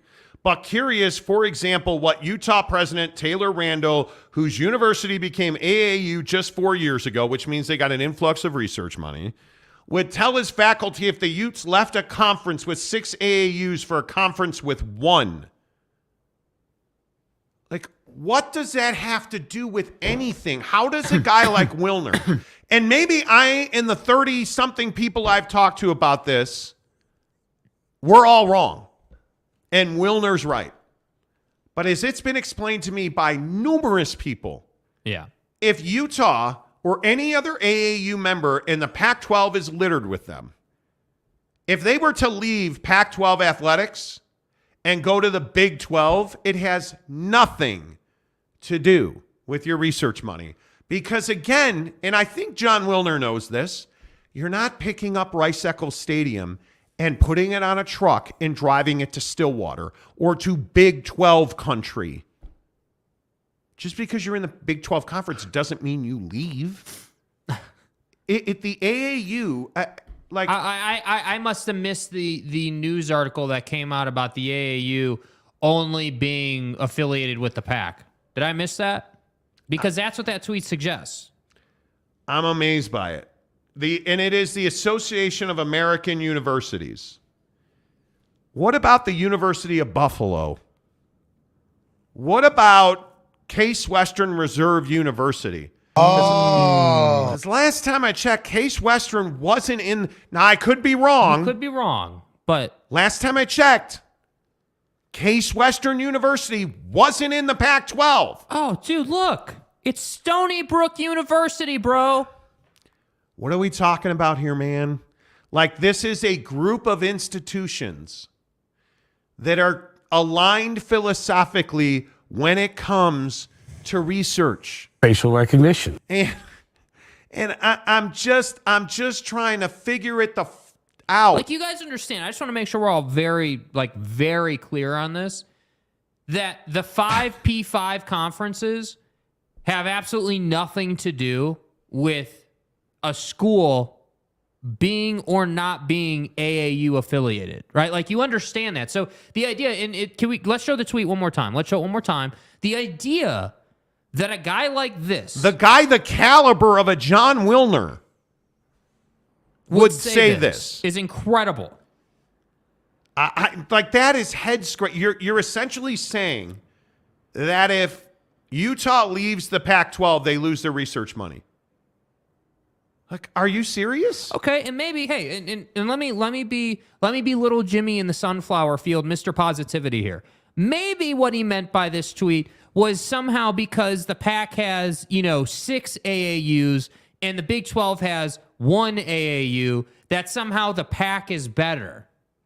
We all know damn well the Pac is not better. I'm just from a telling health perspective. I'm just telling you.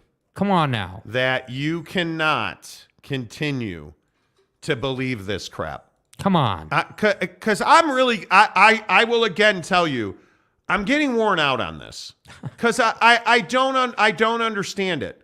And if somebody wants to explain it to me. Because it's garbage. Please do. Because this is directly from the AAU membership website, the AAU website. Right. Can somebody explain to me where it says, fuck the Big 12, we're not paying you research money if you join those losers in Stillwater? Can somebody explain this to me? And excuse my French, I realize I just cursed. But where does it talk about conference affiliation? Where in its membership principles, is there a number 5 that I don't see here that says, hey, T. Boone Pickens, you jerk? Is there somewhere that it says, Manhattan, Kansas means you're out? The members of the AAU shall approve appropriate criteria for assessing the breadth and quality of these programs and shall apply these criteria in making judgments about potential new members of the association and in assessment of current members. Okay, so here's the English version. Our committee is going to evaluate each institution and make a determination on whether they can be an AAU or not. Plain and simple. That's what that says. And so, to me, again, this is why I say, dude, I respect the fact that Wilner and Canzano are Wilner and Canzano, meaning they've got to the position they're in. They've worked their ass off. I don't deny what they've done and what they do.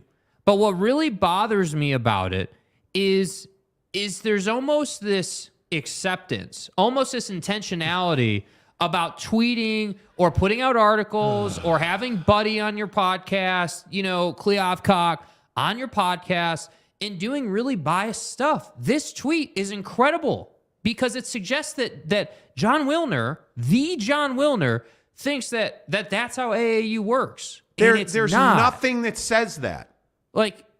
It on their website, and I encourage you, again, their website is aau.edu. That's their website, aau.edu. And they're a research website. They're a body of researchers. They're not like, oh, well, you know what? TCU, well, you know what? Utah lost the Rose Bowl again. We're going to have to reevaluate their membership as a research institution. Yeah, that's stupid. Because we don't feel like they researched the Ohio State defense very well. I'm unfamiliar with it. And look, again, Wilner and Canzano, I know that they have their nose inserted rectally into the Pac-12. I totally get it. I totally understand it.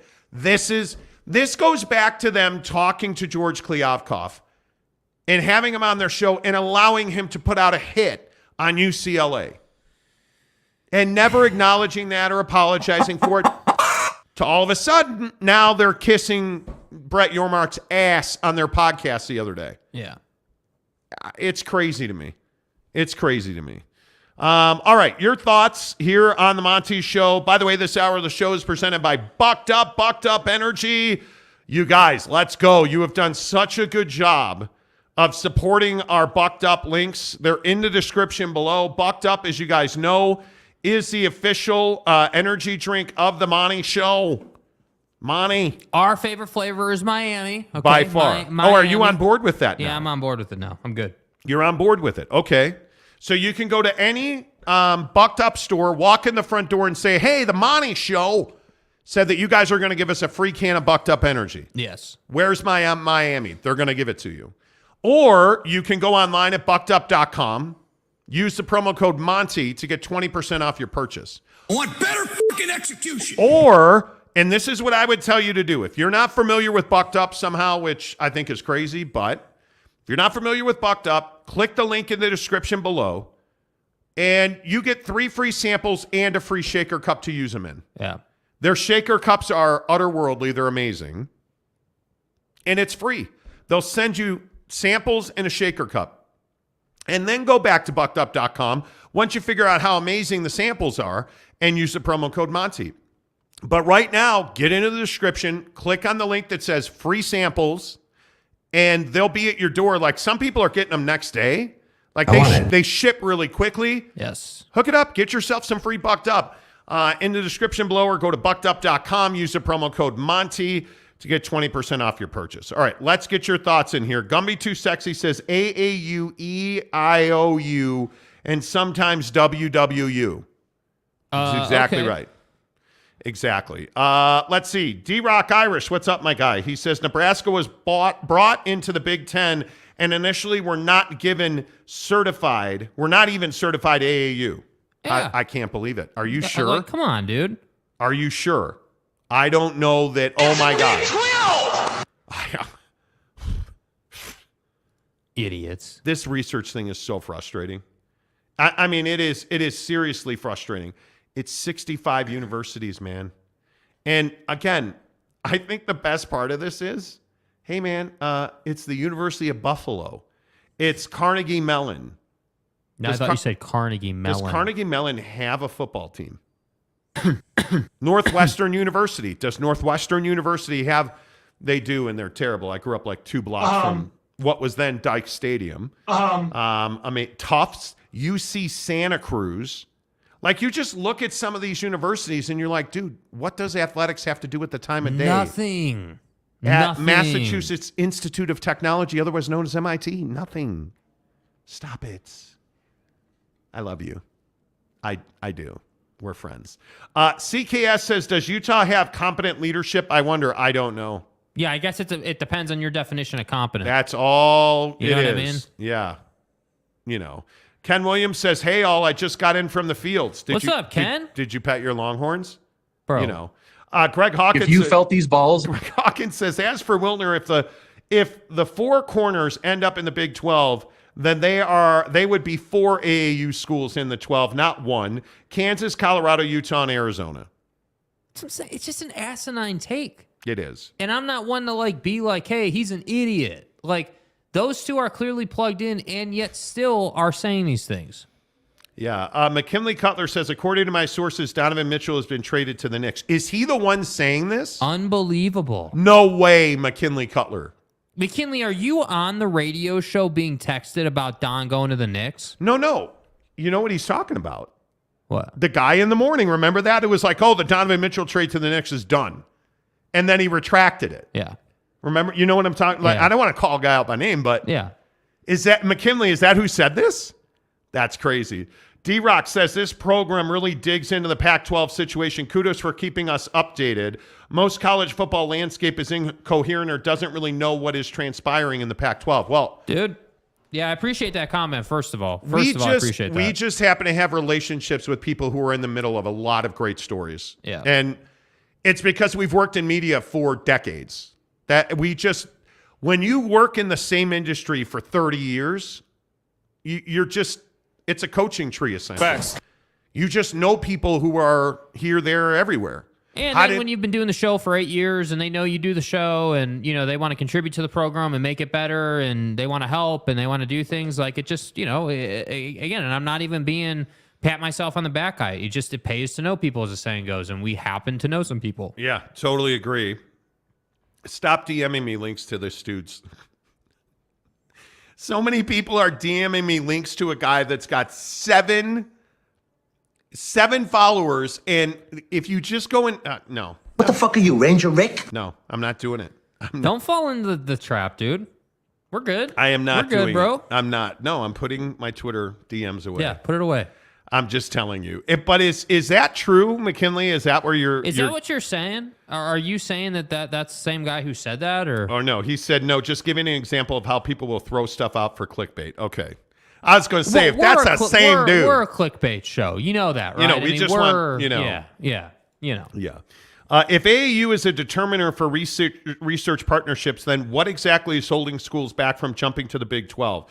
Just incompetent leadership, Kliavkoff being Kliavkoff? I think it is. And I'm not trying to be a jerk about this. I don't have a dog in the fight, man, but I think it's arrogance. Why would Mark Harlan, and I'll go back to this tweet because I think it's incredibly relevant.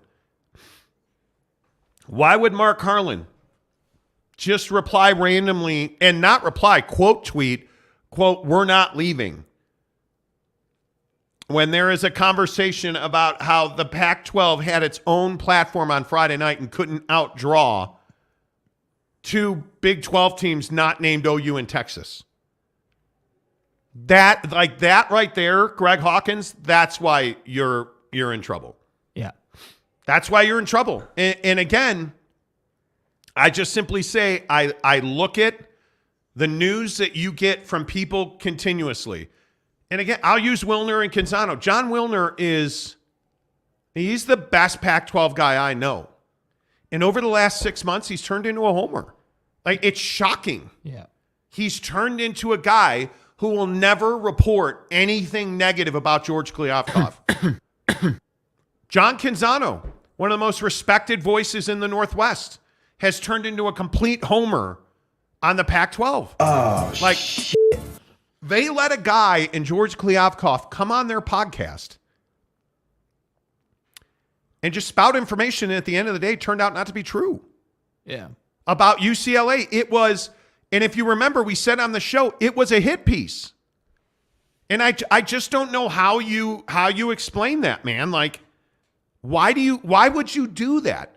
You have, like, their Yormark interview was okay. Yeah. But you could tell, with all due respect to Wilner and Canzano, I just don't think that they were well prepared on Big 12 issues. With all due respect. Yeah, they were there to try and get dirt for the Pac-12. That's what it felt like.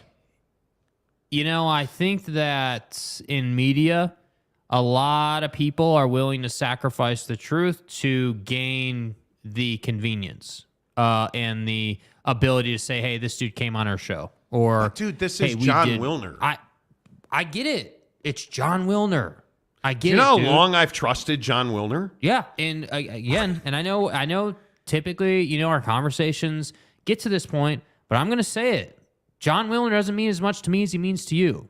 And John Wilner, that's true. John Wilner is showing me his true colors, as you said, the last 6 months. It's very clear what they are doing with this Pac-12 situation. It really is, yeah. And it does bother me. That doesn't mean that I hate them or that I dislike them, but this is much like my opinions on local media.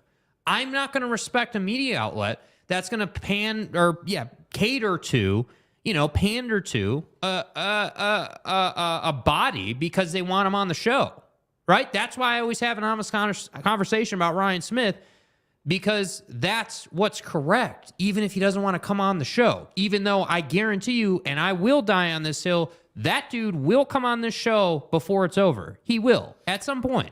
Tanner T says, I love this tweet by Mark. The overconfidence of saying Utah is the best draw program in the Pac-12 is awesome. Yeah. When the fact is, what Mark Harlan should be saying is we're one of the most underutilized athletic vehicles in the Pac-12. Nobody knows how good Utah is. Nobody knows how good Whittingham is. Nobody knows how, you know. But they don't believe that. They don't believe that. Utah, like, you know, Mark Harlan, you know, Witt, I don't think they believe that. I mean, nobody knows. How many people can name 3 people on Kyle Whittingham's staff? Like, if Andy Ludwig isn't getting embarrassed and embarrassing Notre Dame through no fault of his own, do you know who Andy Ludwig is? Like, the guy that nobody knows. Does anybody know who Jim Harding is? Hey, Jim Harding is one of the best offensive coaches in the country, and nobody knows who he is. Hey, who played in the Rose Bowl this year? Well, Penn State did, right? It was Penn State. Do you remember who they played? Nah, but they won. Yeah. They dominated that game. They won. Yeah. Like, that's what it is. Yeah. Greg Hawkins says Wilner is trying to save his job. Really? Do you really think that John Wilner is trying to save his job? Why do you think that, Greg? Just because I know you usually, when you have takes like that, you are pretty informed on it. So why do you think that? John Wilner is a guy that is, sure, he does the Pac-12 hotline, the Pac-12 mailbag, San Jose Mercury News. Like, he is phenomenal at his job. If the Pac-12 dissolves tonight, he's all of a sudden going to become a Big 12 hotline guy. Yeah. Right? I mean, he's not, I don't think John Wilner's out of a job. Cal, Stanford, everybody in, you know, the Pac-12 is still going to play football under a different umbrella. I just don't understand the need to try and, I don't know what this is, placate the Pac-12 or save the Pac-12 or advocate or espouse for or bloviate. Like, I don't get it. Doesn't make you feel responsible. I don't understand it. And the thing that's hard for me is John Wilner is a go-to news source for me. Like, every time he puts something out, I read it. Yeah. I look forward to his work. Canzano, okay, not so much.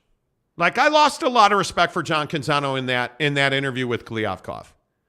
I really did. Like, yep. Yeah, I don't blame you. I mean, really lost a lot of respect for him. Well, and I think it's what we see, you know, and again, I'm not trying to turn the tide of the conversation, but I just think we see it. It's funny we're talking about this with Wilner and Canzano in the Pac-12 situation, because we see this all the time. This isn't new. Like, this isn't some...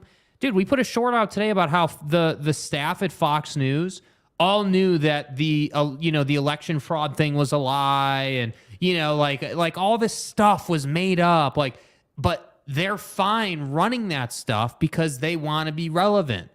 Like, and that's what I kind of feel like is happening here. Hey, we see the yellow brick road isn't so yellow anymore in the Pac-12, so we're gonna cater to George and be an outlet for him so that we can survive. When the reality should be specifically for John Wilner, because I agree with you, Canzano's whatever, Wilner's really the brass. For Wilner, dude, if Buddy would just write honest articles and really give you a take, he would be fine for as long as he wants to write because he has such good work. Yeah. That's a shame. Yeah, I don't know, man. I'm the Wilner thing sticks in my craw a little bit. Like to me, I really respect John Wilner. I really like John Wilner's work. Like it's. How long have you been following him? How long has it been, like, generally speaking, like years. ballpark? I couldn't even tell you. As like long 5 as, years, 10 years? Yeah. Yes. Like, I don't know how far back I would go, but I mean, he's had a great career. Like the guy, Yeah. I mean, he's not even old, but I just. Yeah. Yeah, I don't know. Lopes fan Gabe says, like button casuals. Where are we at on the show? I haven't looked. We're at about 1,000 views. And granted, Friday is always a very slow day. Friday light, yeah. Friday light all the time. Yeah. About 1,000 views and 44 likes. Yeah, so if all 133 of you could hit the like button, that would be amazing. Cyclone Steve says, did the Pack announce their TV deal yet? They have not. No, sir.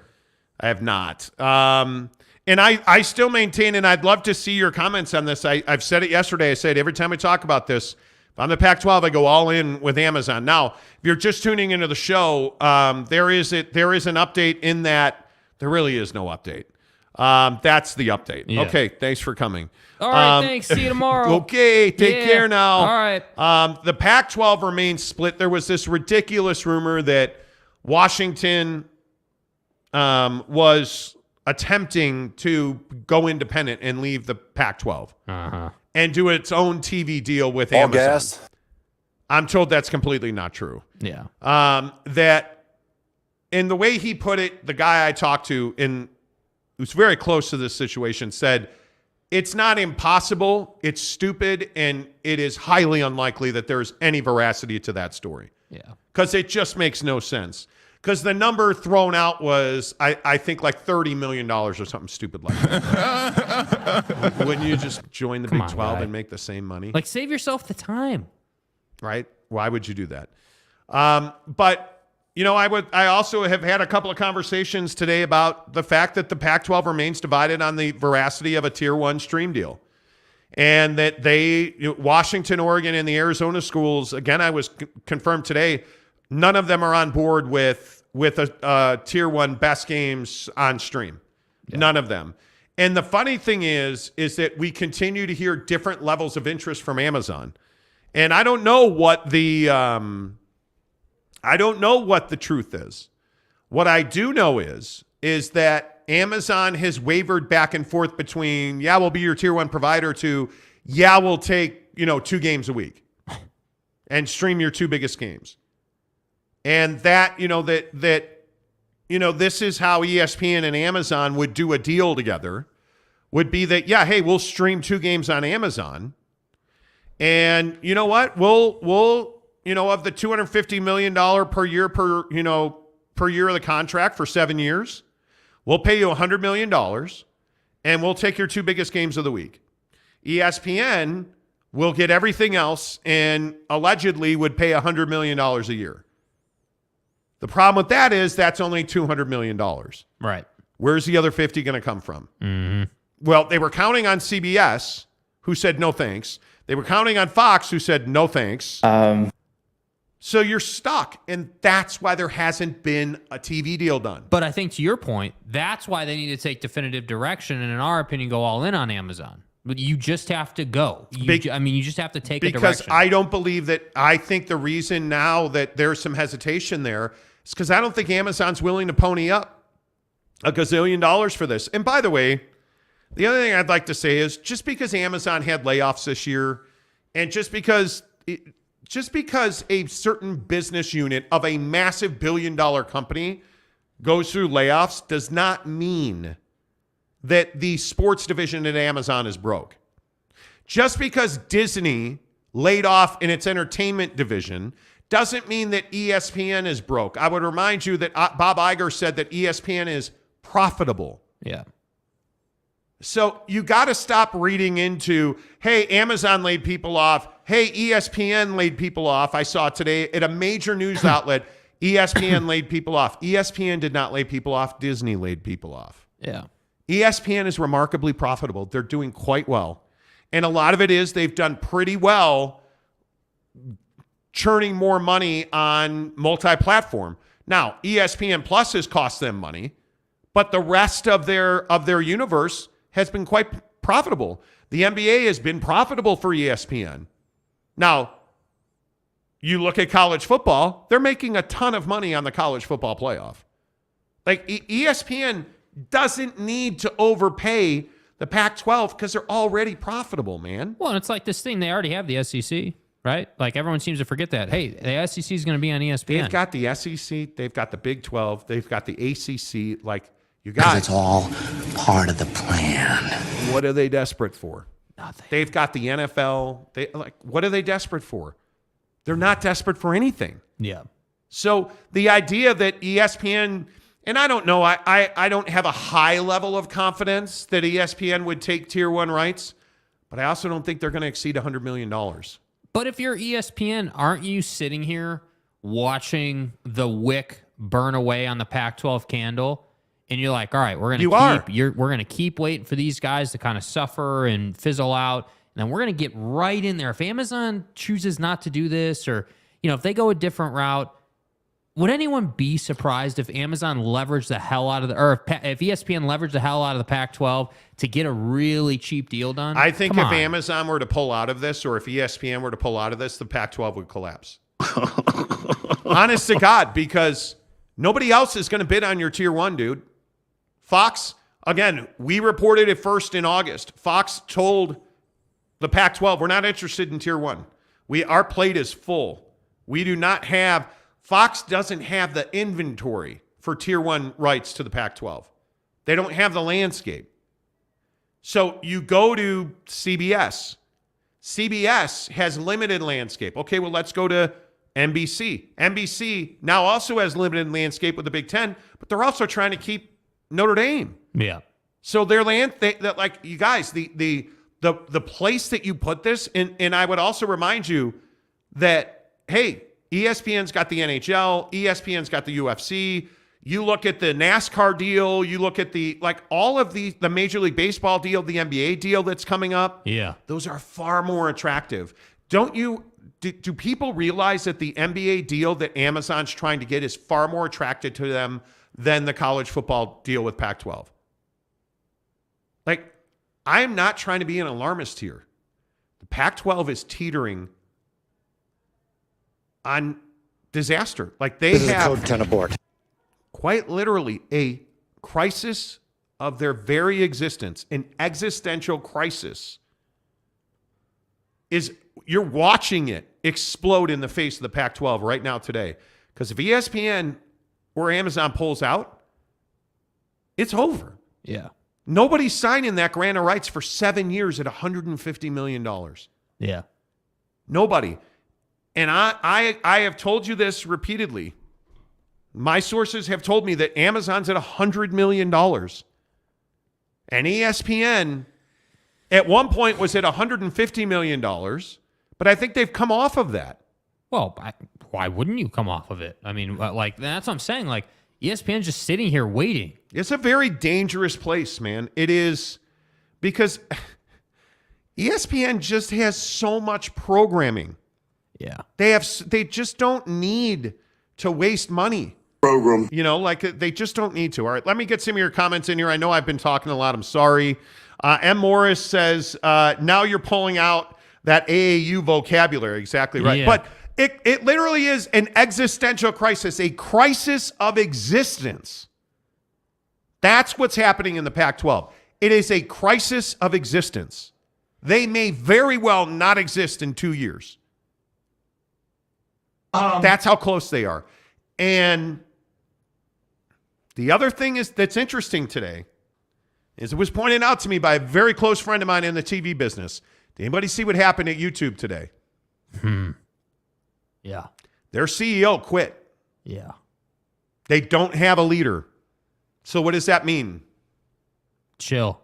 Everything stops. All new innovation, all new money, all of that stops until they have a leader in place. And by the way, did you see the CEO of YouTube quit before they announced the NFL Sunday ticket? You know. They did not. They got that deal done, and she walked away. Yeah. And it's a big deal because I think YouTube TV and Larry Scott talked to us. We asked him about Google. Yeah. All those years ago. I actually think it's on the channel, too. All those years ago, Larry Scott talked about the Google, talking to Google. I'm telling you, there's nowhere for the Pac-12 to go unless you're going to Tubi. Unless you're going to I'm sorry, did you say Kubi? Ron Kubi. No, I said Tubi TV, right? Or, like Amazon's got Amazon Freevee. Yeah. That nobody knows about. Free Amazon Freevee. Does anybody in the chat, have you ever heard of Freevee? Amazon Freevee is Amazon Prime Video, but for free. It's a very interesting landscape, man. And this story today, I'm telling you, it's garbage. What? Yeah, Greg Hawkins' comment right there in the middle. Let's see. Greg Hawkins says Pac-12 on OnlyFans after dark. Now, the halftime show is George Kliavkoff. No, I'm not going to. No, I'm not doing it. I'm not doing it. Taking feet pics? No, I was going to make a Yormark reach around Kliavkoff thing, but I ain't doing that. Let's see. Cyclone TV says Pluto TV. Andy H says they're going to Stadium. Exactly. Right. Exactly. How about, but anybody see Shams got a deal with AT&T? Oh, is that so? Shams has an AT&T wireless commercial. Atta boy. How about that? I love it. Paul McNaught says the writing is on the wall. Which Pac-12 school pulls out first and when? Another angle, dude. Who's going to be the first one? Because once the first one goes, that dam is going to break. I agree. All of our football talk at Football at 50. Only 2 more Football at 50 segments this year. Putting the football season to bed today, man. Football 50, 10 of the hour, every hour. Presented by our good friends at Papa Murphy's Pizza. Use the promo code Monty25 to get 25% off your purchase of $25 or more at Papa Murphy's Pizza. Hey, what do you guys make of this Aaron Rodgers story? A-Raj. There is some frustration in Green Bay. Finally, there is frustration in Green Bay. Aaron Rodgers, the Packers say they're done with him and that he will not play for the Packers again. Jake, do you buy it? Is there veracity? Yeah, I buy half of it. So the reporting says that they're disgusted with Aaron Rodgers and they're done with him and they're moving on. And the other half of the reporting says that if he insists on coming back, that they would sit him down behind Jordan Love. And I'm here to tell you that's never going to happen. They're going to trade this guy. And, to me, the 49ers make the most sense. But that's NFC to NFC action right there. And that I don't think they want that. You cannot trade Aaron Rodgers. If you're the Packers, you cannot trade Aaron Rodgers to the San Francisco 49ers. Yeah, but the problem is most people think they're not going to have another choice. That most other teams aren't going to want to pay that tab. I think they're going to have to release him, and they're going to have a terrible cap year. Because if you're Aaron Rodgers, are you walking away from any of that money? No. Hell no. You're not. I mean, they're paying A-Raj one way or the other because he ain't retired. I guarantee you, his ass is coming out of that dark cave that he's been in with the bats nude. Yeah. And he's going to be like, yeah, I want to get paid. I mean, I want to play football. I love football. Wait, I love getting paid. Aaron Rodgers wants to be paid an exorbitant amount of money to play a child's game? Who knew? Dude. Who the hell knew? I'm just saying that it's going to be crazy. when Aaron Rodgers comes out of that cave and Mark Davis is standing there with a Raiders jersey and that bull haircut. Like, hey, son. Hey, son. Welcome home, boy. Hey, Aaron, I got some ayahuasca for you known as PBR. Hey, it looks like you got a tick down there on your dingleberry. Let's go ahead and get a match and burn that MFer out of there. Anyway, my point is he's not going to the 49ers. I think the Raiders are far more likely. Derek Carr, however, we know is going to meet with the Jets. Jets, Zacky Poo. Do you like Derek Carr to the Jets? Hell no. I don't know why you would go to the Jets after you leaving the Raiders situation. It's the same situation, bro.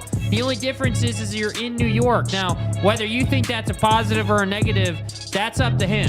I'm telling you that it's a negative for a guy like Derek Carr who needs to go to a situation that's playoff ready, and he needs to make a deep playoff run, man.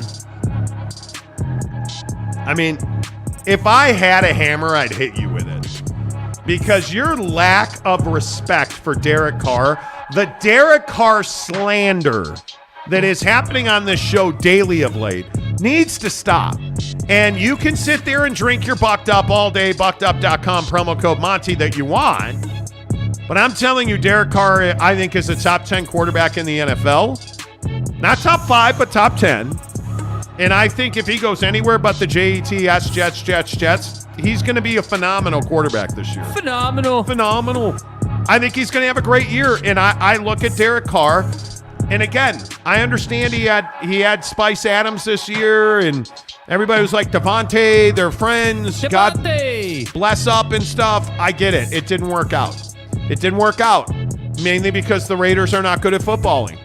If you put Derek Carr on the Packers, if you put Derek Carr on the Tampa Bay Buccaneers, if you put Aaron Rodgers on the Oakland Raiders that are now playing in Las Vegas, they're a better football team. If you put Derek Carr on the Jets, he's a terrible quarterback. If you put Derek Carr on the Tampa Bay Buccaneers, they're a better football team. You put Derek Carr on the Green Bay Packers, they're a better football team. I dare say if you put Derek Carr in Tampa, they're going to win a Super Bowl. Is Derek Carr, quote, mid?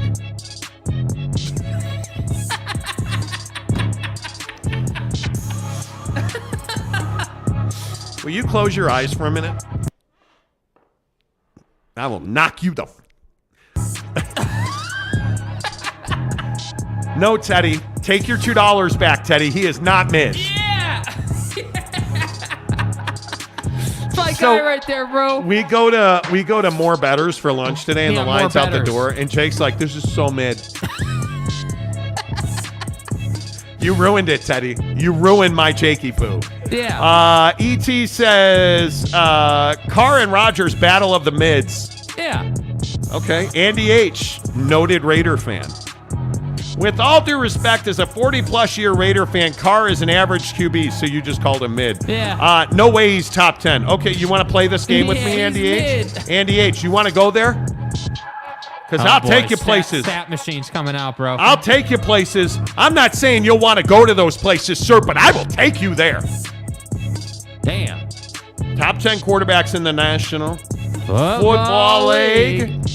Okay, so who's the best quarterback in football? Well, it's Patrick. You are treading.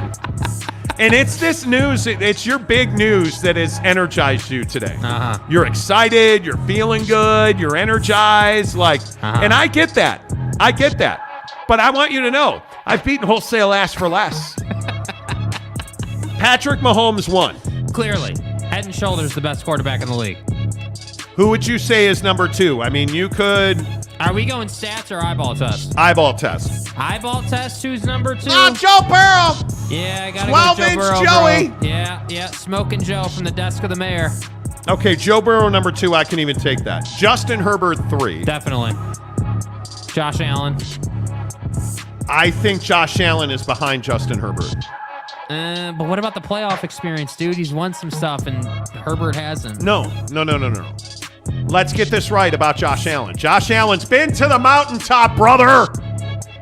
Brother? And he fell back down the mountain, brother. Oh, please. He didn't perform in the biggest come moments. on. Justin Herbert 3, Josh Allen 4. I mean, and then there's just a bunch of dudes. There's just Tanner's going to come in here and want to put Jalen Hurts as the top quarterback in the league. I think he is fourth or fifth. If you go Patty Ice 1, if you go Smokin' Joe 2, Herbert 3, Josh Allen 4, I think Jalen Hurts 5. And then I think it's just a crapshoot. Tua Tagovailoa. I'm taking Derek Carr. And this is what we always do. Derek Carr's not top 5, but he's in that next 5, right? Because is he better than Tua? Yes. Yes, he is. Is he better than Geno Smith? Yes, he is. Is he better than Jared Goff? Yes, he is. Jared Goff is mid. Derek Carr is better than Jared. You're telling me he's not? Who's been to a Super Bowl? Oh, the Rams defense. Well, I'm trying not to be a jerk about it. Well, you're being mid right now. Okay. Teddy Wayman, I am never forgiving you for this. Ever. I am never forgiving you for this. Hey, Derek Carr, Geno Smith. Derek Carr. Thank you. Hey, Teddy, that tile job you do in Buddy's house better not be mid.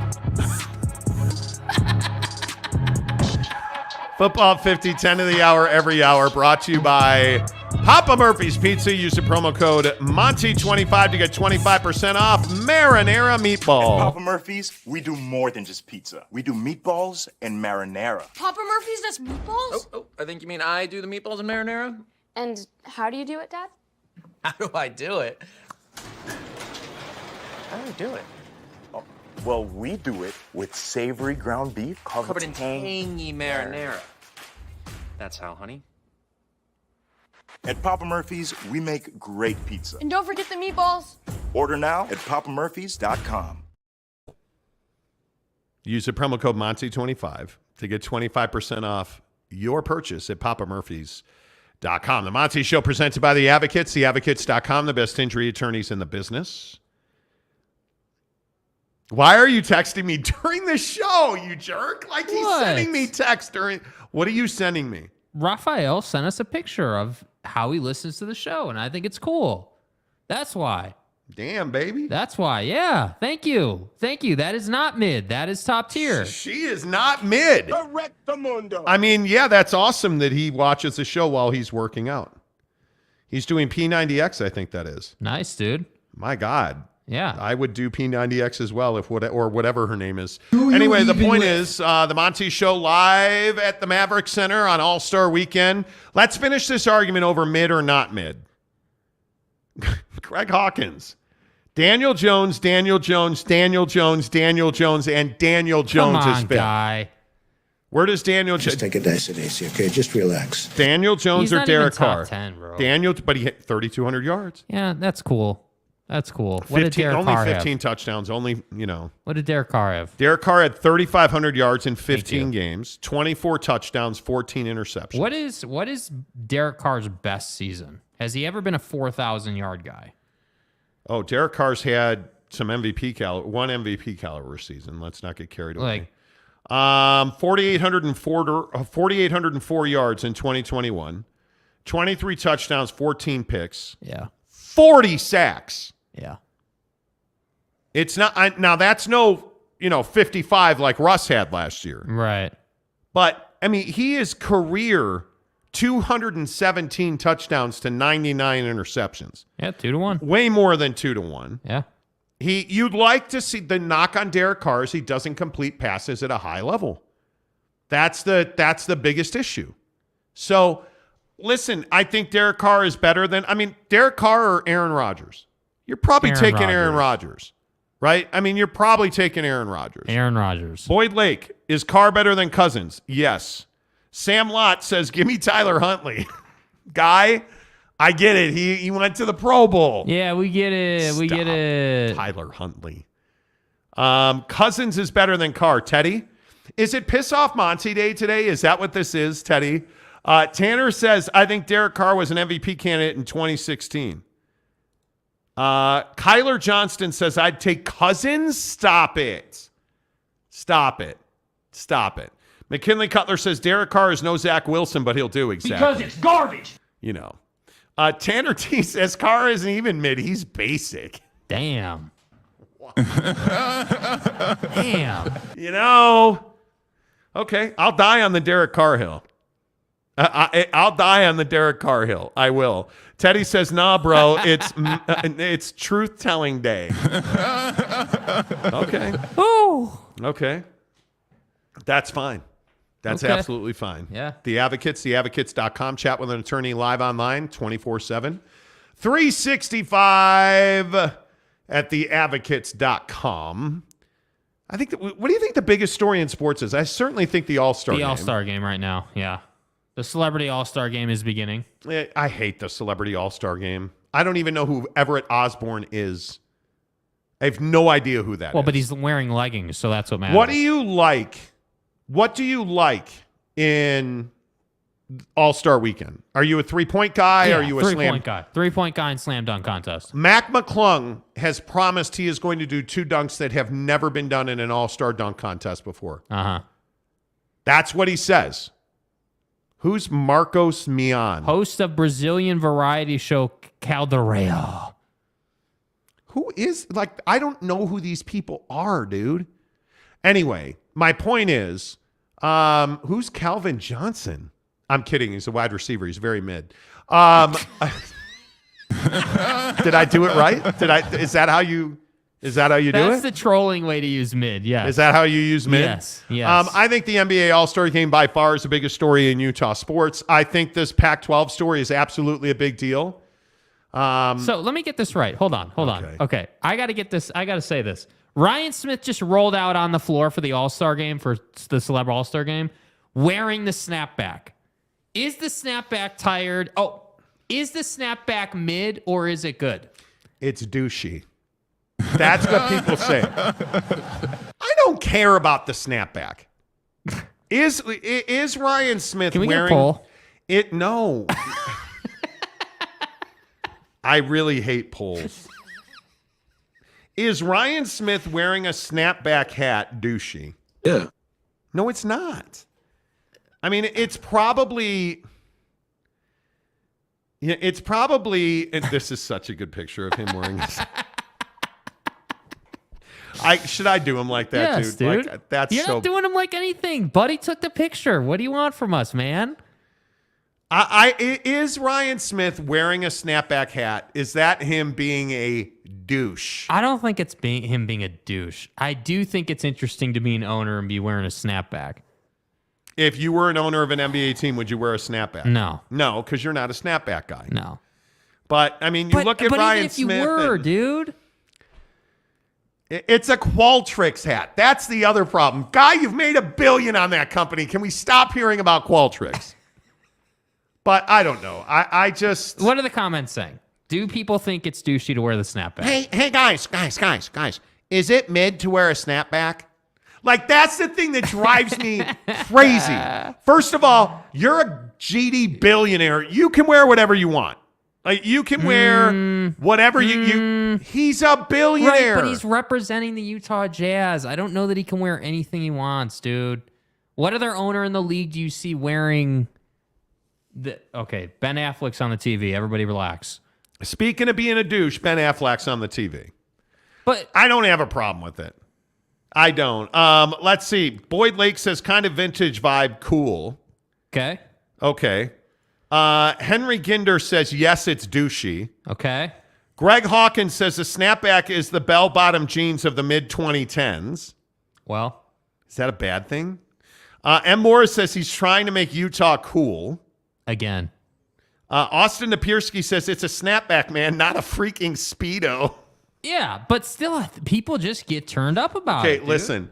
If Ryan Smith comes out in a Speedo, Austin, we'll go to another game together. I don't even. Fired. I don't even know. Like, now you put that image in my head, and I just don't need to see that. Keaton Critchlow, what's up, my guy? Yeah, that hat is douchey, but have you seen him without a hat? I have not. Does he have a hair? He doesn't have. He's kind of got like fine hair. His hair's fine. He's got like a crow's nest and stuff, I guess. Yeah. I don't know, right? I mean, I don't think that's terrible. Tanner Plummer says we need to consult the douche meter for Ryan Smith. Yeah. That used to be a drop on the show, but Jake doesn't play drops anymore.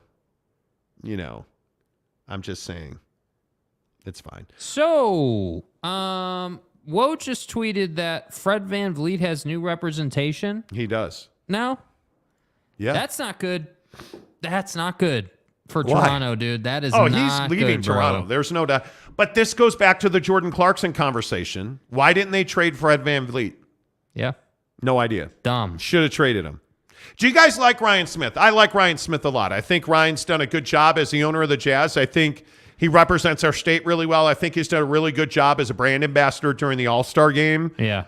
I think he's really done a good job representing the team. I mean, do you like the way that Ryan Smith has gone about owning the Jazz? Yeah, I mean, so far I think he's done well. I think that, the representation piece he's done well with. I don't like some of the Travis Scott stuff. I don't like some of the other, like the jersey rollout. I definitely could have been handled better, but it's kind of in the past, water under the bridge type situation. So for me, I don't hold that against him necessarily, but I don't know. I feel like the All-Star game is something that you can't mess up.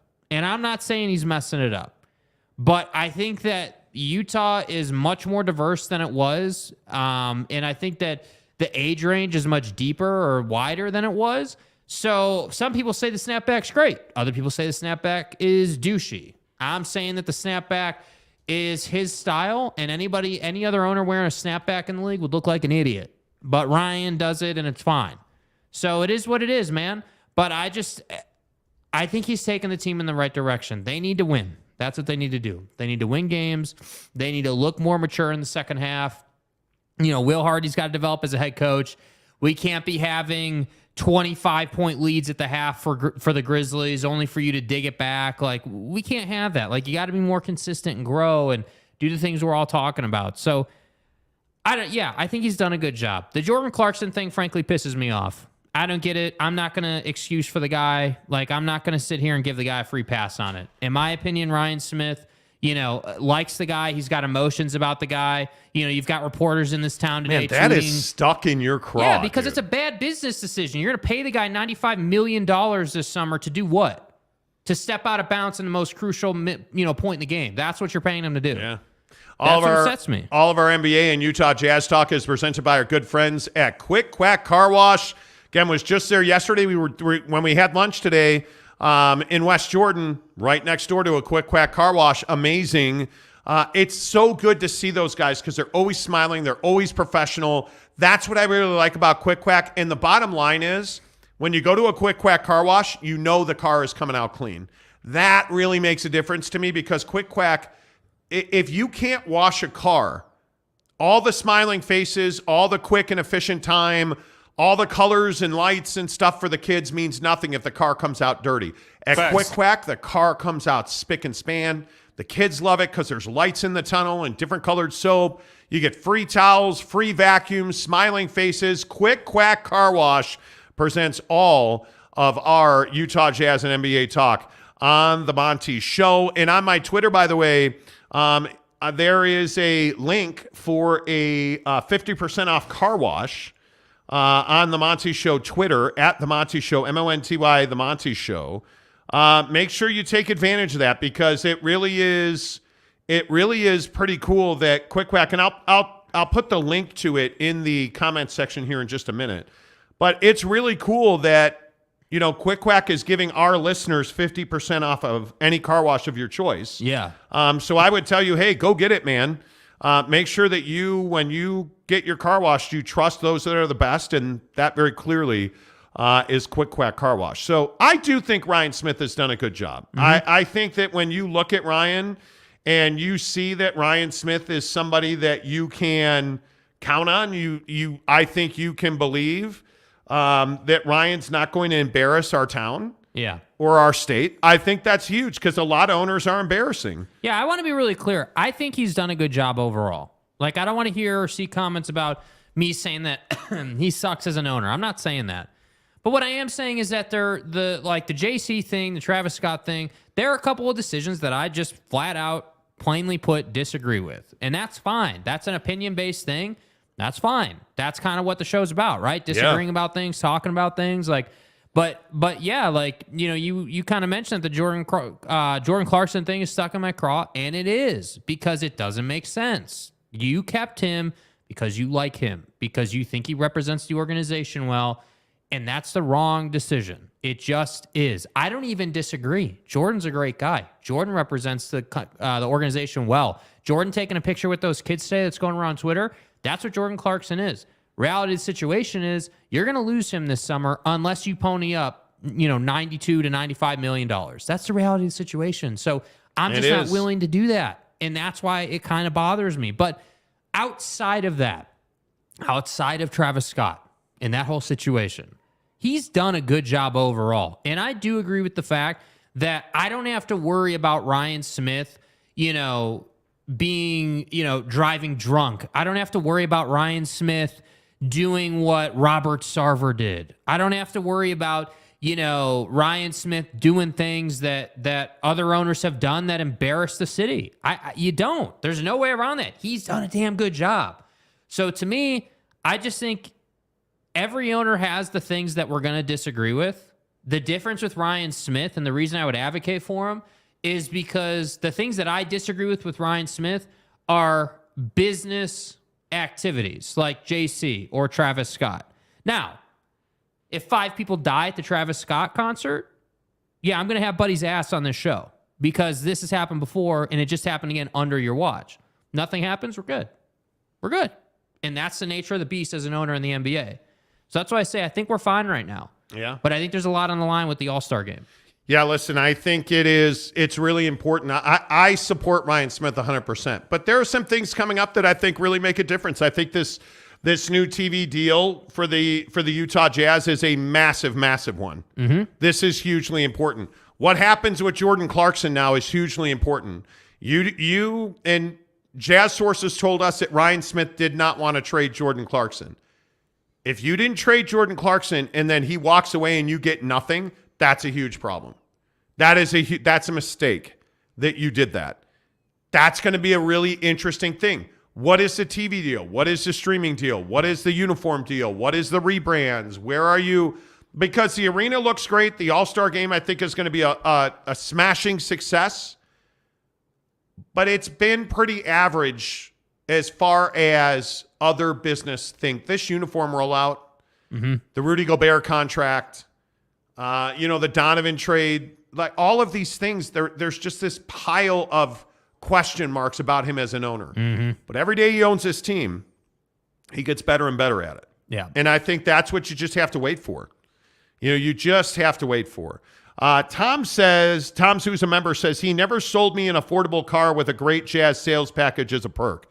Just saying. And a lot of people have said that. Like, you don't need to. The Miller family was a car industry titan. Larry H. Miller was a stud in the car industry. Yeah. Ryan's a Qualtrics guy. He's a tech guy. Different money stream, same result. Hopefully they win a championship. That's what you hope for, in my opinion. Kurt Meyer says, could it be Ryan and JC are related? Maybe they're best friends. Maybe they're best friends. I don't know. I'm not sure. Jorge says, Jake being dad for first time flips his heart. 10 minutes from now, big Jake update. Greg Hawkins says, Ryan Smith's closet. Hello? Ryan Smith's closet is filled with affliction t-shirts and buckle jeans. Oh my God. Greg Hawkins going in. Affliction t-shirts. Going in. Tanner Plummer, I didn't know if I can ever forgive Ryan for towing my dad's car at the RSL game last summer. Is it Ryan's fault you parked in the no parking spot? Yeah, Ryan towed your car? That's pretty cool. The owner of the Jazz owns a tow truck too? I didn't know that. That's pretty neat. Jorge says, we love JC.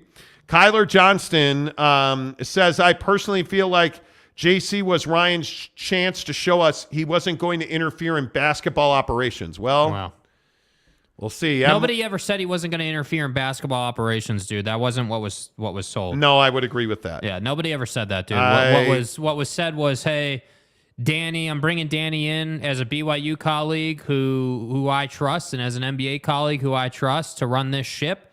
But I am the owner and I have final say.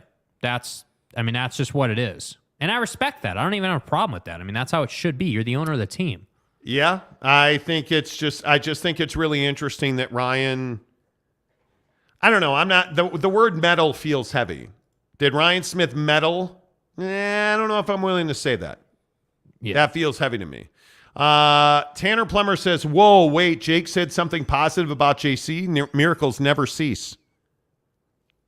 Yeah, I mean, I think I say positive stuff about JC pretty regularly. JC's infuriating. I think my main and consistent take on Jordan Clarkson is he's the poster child of the organization. He's a phenomenal guy in the community. You love to have him in your organization, but he's a black hole in the basketball court. You give him the ball, it's never coming back. And that's just what it is. And yeah, I'm going to roast him when he steps out of bounds. Oh, he was fouled. Well, they didn't blow the whistle. So was he actually fouled? No, he wasn't.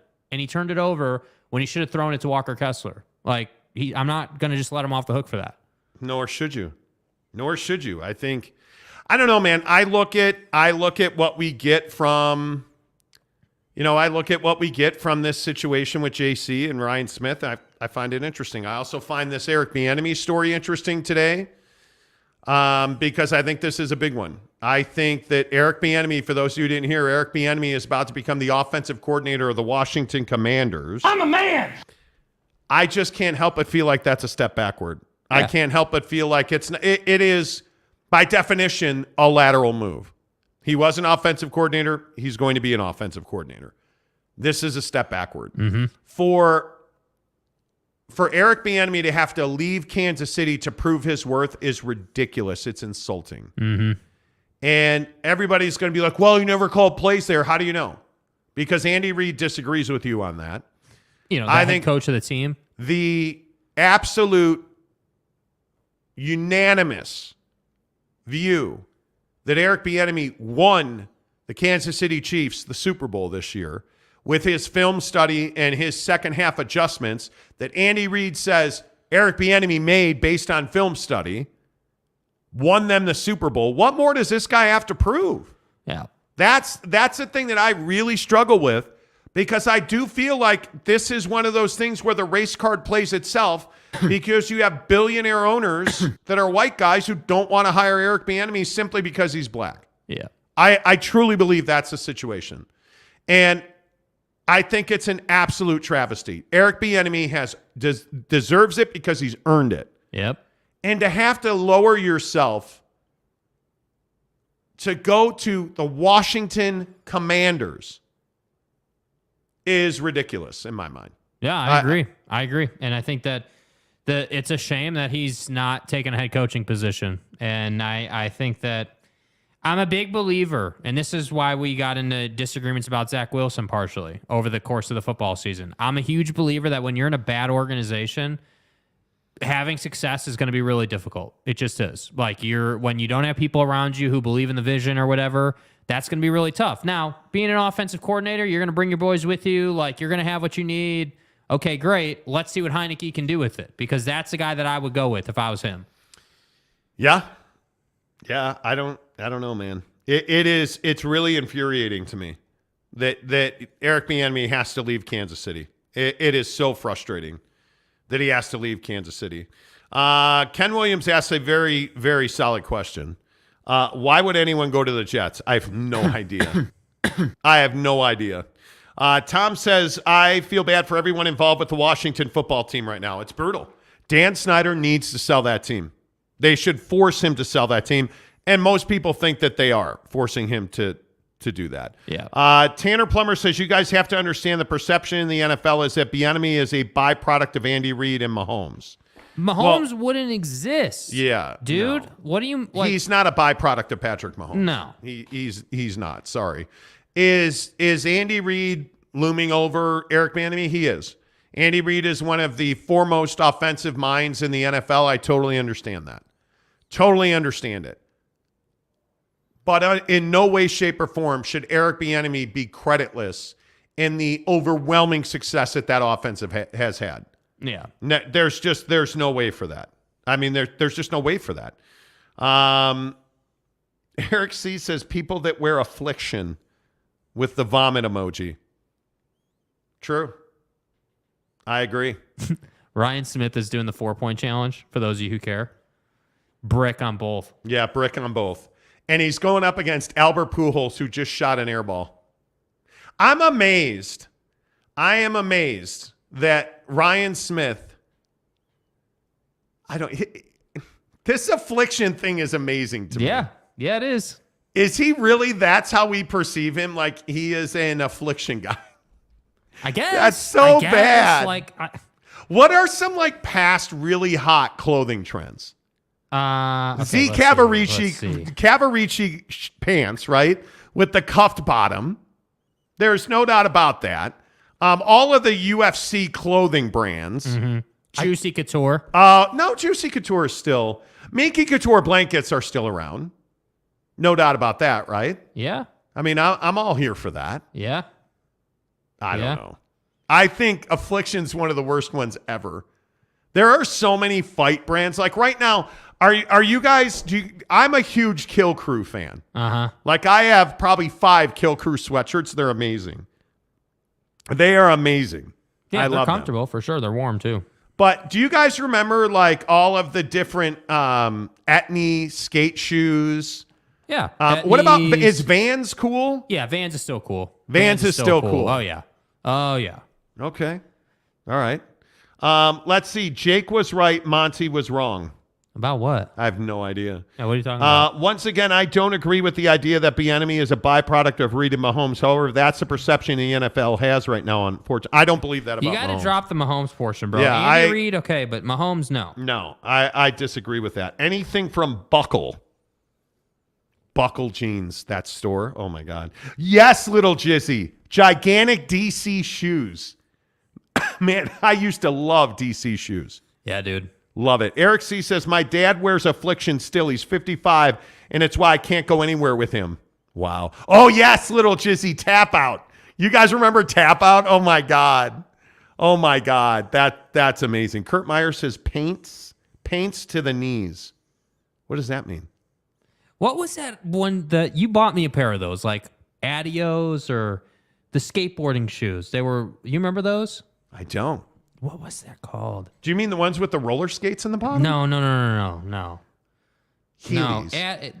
I think it was called Adios skateboarding shoes. I have no idea what those are. I'll show you. I'll get a... Yeah, I'd need a picture of them. But I'm a huge shoe guy. I'm just trying to think of like old ones. Tap Out is so good. Ron Nolan says the fanny pack is coming back. Absolutely. It is. People love it, dude. Love the fanny pack. No doubt about it. Are man purses / satchels, are those the same thing as fanny packs? Or is that like 2 different categories? Oh, man. Backpacks and bags are in for sure. Yeah, 100%. You know. Dude. Yeah. Tom says anything from Gen X. Kyler Johnston says Tap Out. Wow, that's a suppressed memory. Yes, it is. What was the other one? Wasn't it like Fear or something? The one that's the big right. F? Yep. Osiris shoes, too. Osiris, yeah. Evco, EVKO shoes. Don't know that one. You guys remember Vidal Sassoon jeans? You guys remember Sassoon jeans?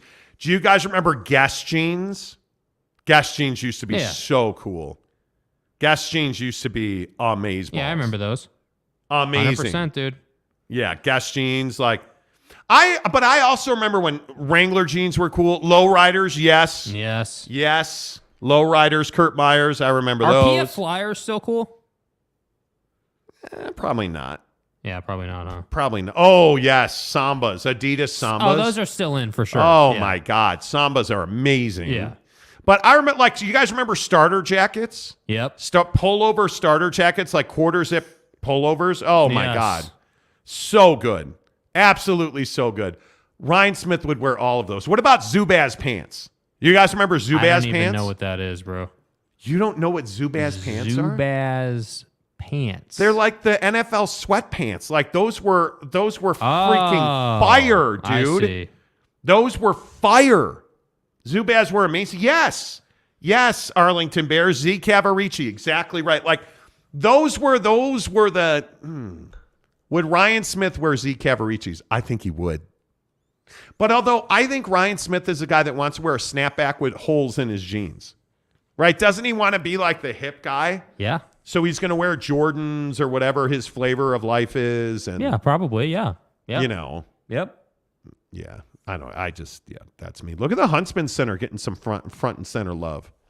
Love that. Anyway, Jorge says Affliction sponsoring the Monty Show. No, friends. Right. No, that'd be Barbecue Pit Stop, bbqpitstop.com. Anytime you hear Barbecue Pit Stop, it is absolutely the best in barbecue equipment. Listen, the weather's warming up. It's time to get the Traeger set up. I'm telling you, get the Traeger pellet smoker. Oh, you don't have one. Do you know how many people recently have said to me, but I don't know how to run a smoker? You plug it in, you pour the pellets in, and you hit ignite. And then you put your pizza, your steaks, your chops, your vegetable kebabs, your baked potatoes. You put those on the smoker, you're good to go. Yes. That's it. It is no more difficult than that. There are absolutely, you can make briskets for 12 hours. Absolutely, you can do that. You can slow smoke ribs, low and slow. Absolutely. But at its core, do you understand that you can make all drum wings in 25 minutes on the Traeger smoker that you get at Barbecue Pit Stop? bbqpitstop.com, and they've got all the best equipment. Again, Traeger, Yoder, Big Green Egg, Camp Chef, you name it, they've got it. Barbecue Pit Stop. The asado seasoning we always wax poetic about, absolutely, Barbecue Pit Stop. bbqpitstop.com. And whether you're in Logan, Layton, Lehigh, St. George, the Jeezy, absolutely, our good friends in Murray on State Street, knock it down. Barbecue Pit Stop, bbqpitstop.com. Make sure you tell them you heard about it on the Monty Show. So without further ado, does anybody want to guess what Jake's big news is? Because Jake's got substantially big news. That's it, Skippy. On the show. Yeah, let's do 5 minutes of guessing or 2 minutes of guessing. And if you guess it, I will acknowledge now that you got it right. Hey, you start talking shit. So, I mean, I don't know that it's that difficult to guess what it is. Right. You are not pregnant though, unless you're. I am because not, I don't see you showing it all. Right. No, I'm not. No. Nope. Not showing. I think that's HIPAA. And you have. I mean, you've taken a pregnancy test, I would assume, right? Yes. Okay, good. Yeah, it came back negative. So, but maybe should we put to bed? Are you getting married? Are you engaged? No. Okay. M. Morris says girlfriend left him after the E-card. No, that's not true. Okay. Boyd Lake says new show. No. Tanner Plummer says, did the girlfriend leave him? Dude, you guys all think that I'm a horrible boyfriend? Is that what this is? Kurt Myers, he's going to be a daddy. Again, you're not pregnant, right? No. Mr. Preston got it. Jake got a new tramp stamp. Ding, ding, ding. No. Arlington Bears going back to Yelp. No, man, dude, bro, no, yeah. That's out of the window. Eric C. Jake's next in line to take over the Playboy Mansion. Hey, that's what I'm talking about. Kyler Johnston, he sold his Subi. No, unfortunately, I've not sold the Subi. No. Another topic in my life. Okay, so why don't you go ahead and explain your big news here then? Yeah, big news is, I am newly single, unfortunately. I don't want to espouse about what happened or how it happened or why it happened, but needless to say, we mutually agreed to part ways. Saul Goodman, he's on OnlyFans. Yeah, my new OnlyFans is called Driving Through National Parks with Jake. Please check it out. Okay. Giggity says, did she do it over text? No, she didn't. Brandon Butler, you broke up with your lady by text. That is not high quality BF move. Didn't break up with her so over what text, happened, bro. What happened? We just had a conversation. So she came over to the crib. Yeah, we had a conversation. I'm a busy guy, and we have a lot going on. And I said that I needed, some time to kind of figure things out. And that's kind of where we left it. Guys getting back together again. So it's never going to happen. No, I wouldn't think so. Okay. You didn't say no. You said wouldn't think so. Yeah, I don't think so. So there's a chance. No, there's not. Okay, I like that. How much of an issue has it? Are we going to? Should we discuss any of the issues or just gloss over? I mean, I don't want to get into like specifics. I think I'm willing to talk about my life. That's what I'm willing to talk about. My life. I don't want to like throw anybody under the bus or anything. Mm-hmm. I'm not. I have self-respect. You know what I mean? So this happened last night. Yeah, happened last night. You know, and it's just a time thing. I think, you know, there are other aspects, other things that happened over the course of the relationship that made it challenging, but the core issue was always time. You know, us, you know, me, it's not us, it's me working as much as we work, you know. But there were a lot of other issues. Time was an issue, right? It was. But it was the core issue of why, you know, like it was a core issue. Like time was the main thing.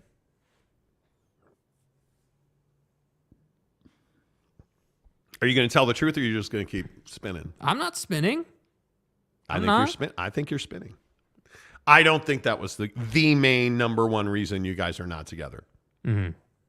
There were some personality conflicts that you're right, we will not detail. But there were certainly personality conflicts. Yeah, I mean, I think the best created challenges. Yeah.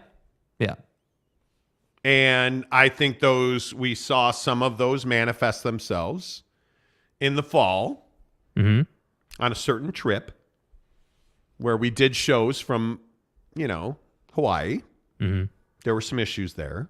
And I just think they never got corrected. And I think it probably I believe it grounded your relationship away. Because you guys didn't hate each other. You guys didn't cheat on each other. There wasn't no vitriol, dude. Like there was no domestic violence. Yeah, I mean, it wasn't like that, dude. Yeah. But the thing that I want to talk about with this is you cannot waste your days, hours, minutes, or seconds in bad relationships. And I think to a certain extent you did that. Yeah, I mean, I think, yeah, I mean, I'm not ready to say it was some horrible relationship. I mean, I had strong feelings. Like when we worked together, we had a great time together. You know, like I'm not going to sit here and say it was some terrible thing. Like we had a great time together. I think that, look, I do believe that the core issue, the core like foundational thing we always ran into was time. Now, there were other issues. Yes, every relationship has challenges. But I'm telling you, the core issue is time. And I think that... One day. What? One day what? It wasn't time. Yes. Okay. The real issue is, in my opinion, is that this particular person did not respect where you are and what you're trying to do. It's not time. It was perspective. It's not that you guys didn't spend enough time together because you were out shooting pool and drinking beer with the boys. Right? This particular person got upset that there were nights where you had to work at certain events. There were times where she was upset that you had to go certain places and take certain trips. But that's part of what we're doing. This is your company. It's half your company. You own half the company. You're invested in that. Yeah. And you can't be with somebody who doesn't understand what you're trying to build.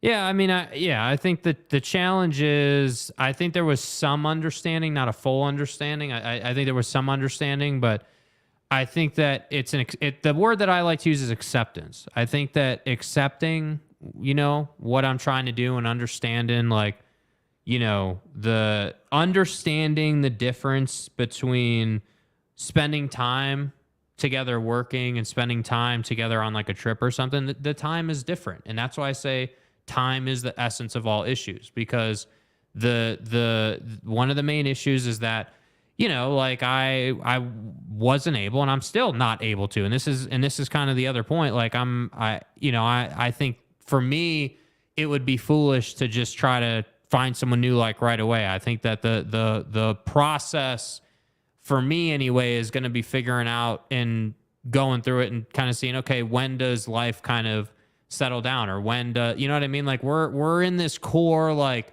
launch stage of our company, you know, and the show is one aspect of the company, but we have many other aspects. And I think that look, I'm talking around it because I don't enjoy trashing people. I don't enjoy talking a bunch of junk or airing out dirty laundry. I'm not that guy. I'm just not that guy. And it's not enjoyable for me. But I will say that this process, there's definitely lessons out of the process, as there is with anything. And I think one of the big lessons is finding someone that really, is able to, be pliable to any situation, or to really be able to just get in a group of people and just be okay if you disagree with something or whatever. I don't know. Like, that's kind of one of the big issues. Yeah, I just don't think that you can continue to date people who don't understand what it is to be an entrepreneur. I don't think, and I think Giggity says it right. BS, it isn't you. She needs to understand what you're building and be there for you when you had the time. And I think that's exactly right. I think you were dating somebody who was a wake up and then go to bed person. She woke up every day. But I think 99% of people are. Right, but you're not looking for 99% of people. You're looking for the diamond in the rough. You're looking for the 1%. And she was not it. And I go back to, you broke up with her once, and then you guys got back together. And I just don't think you can. I think you can never do that. Yeah. And I think it's so difficult, and it's really easy, in my opinion, it's really easy to settle. It's really easy to take the easy route instead of doing the right thing. And I hope that's the lesson that you learn here. Because you're not somebody that has trouble meeting other people. You're not somebody that is some kind of jerk or treats people poorly, or like you're willing. I think you're a really good boyfriend. I just think you were with somebody that wasn't a great girlfriend in your situation. Mm-hmm. She's not a bad person. She just wasn't a right fit for you. Mm-hmm. Yeah. Yeah. What do you think you learned from it? I just think I think I learned that it's going to be hard to find someone who fits what I need. That's what I think. And I've maintained that for years. That's not new for me. I think that, most people aren't as close to their parents as I am, that's life. And I'm not even saying that that's a bad thing. I think it's a really unique position to be in. I think that, there are family businesses out there, but, like we have something special, and that's why the show does so well, because of our chemistry. And like, it just is. It's going to be hard to find someone. And I know we disagree on that, but I think the way I always verbalize it is I have to find someone who is cool with the situation, understands it, understands where it's going, understands the journey and the path, and that takes time. I think a long time. Yeah, I don't know. Ken Williams says, I'm 16. I've never figured out women. Eric C. says, relationships aren't easy even when you're with a great person. Correct. Their work every single day. Yellow Martian says the Bunny Ranch is always open for you. Right. Right. Brandon Butler says, if they're not pulling in the same direction, they're pulling you down. That's what I'm talking about. Exactly right. Jorge says, get the next chick in front of you and let it be. But you're not confident in the next chick. Like, you're convinced that's going to be difficult. I'm going to say this. I don't feel sorry for any of you guys who have a normal job and are doing your thing and live alone and somehow can't find someone. I don't feel sorry for you, because I think if you're just living your life and you can do whatever the hell you want and you don't work 15 hours a day and you don't do all this, and I'm not saying I'm better. I'm just saying I feel like I have more challenges to A, dating, but B, finding someone who gets the situation. If you just work in a 9 to 5, like if I was still at Yelp and we didn't do the show, I could have a girlfriend in a week. It wouldn't even be a thing. You know what I mean? But we're not doing that, and I'm not doing that. And my goal isn't to have a girlfriend in a week.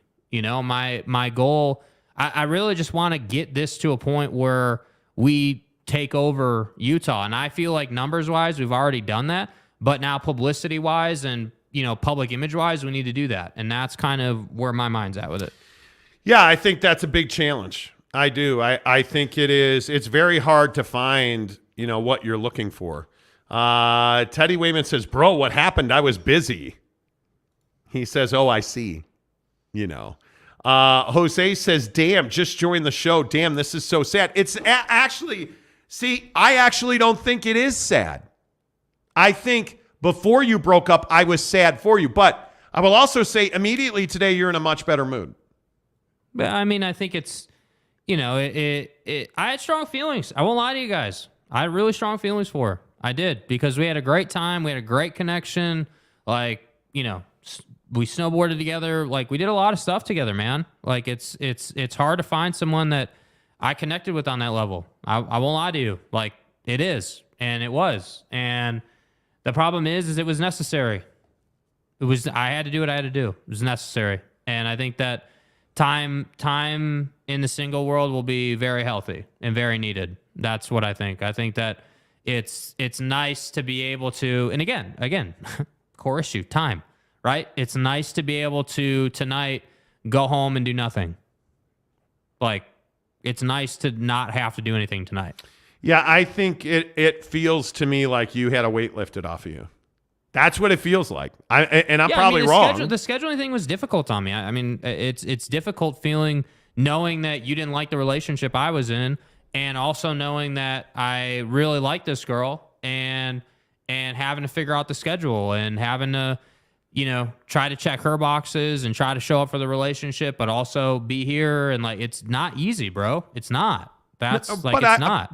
But I also don't think I'm the reason you broke up with her, though. I didn't say you were the reason we broke up. No, but I mean, you're kind of talking around that, right? No, I'm not talking around that. I'm saying that you publicly didn't like the relationship, and that's okay. No, I did not. It's not a secret that you weren't a fan. So I'm not talking around it. I'm not even trying to attack you or say you were the reason we broke up. I'm just saying, like, if we're going to tell the truth on the show like we do about everything else on the show, the reality of the situation is you didn't like the relationship. And that was very well known. And, like, trying to schedule and spend time, and your birthday is this weekend, and that means I'm definitely going to show up for that, because you're my family, my only family. Like, I'm going to be there for that 100%. Like, that was going to be an issue, 100%. Yeah. And again, that's why I say, you can say time wasn't the core factor, but it was. Ultimately, that was the root of all issues. Yeah. Kyler Johnson says growth, brother. Exactly. Merc Life says 9 to 5 is easier on relationships. It is. It is. Ken says it's always something new, Jake. Take a woman out and just do coffee. Watch and see if she's into you. I went out with 53 women before I met Lori. She's out there and you will find her. Yeah. Yes. Arlington Bear says you purposely lost this battle to win the war. Yeah, I agree. Absolutely. Yeah, I mean, and for all my guys out there who are my age, like, it's business, dude.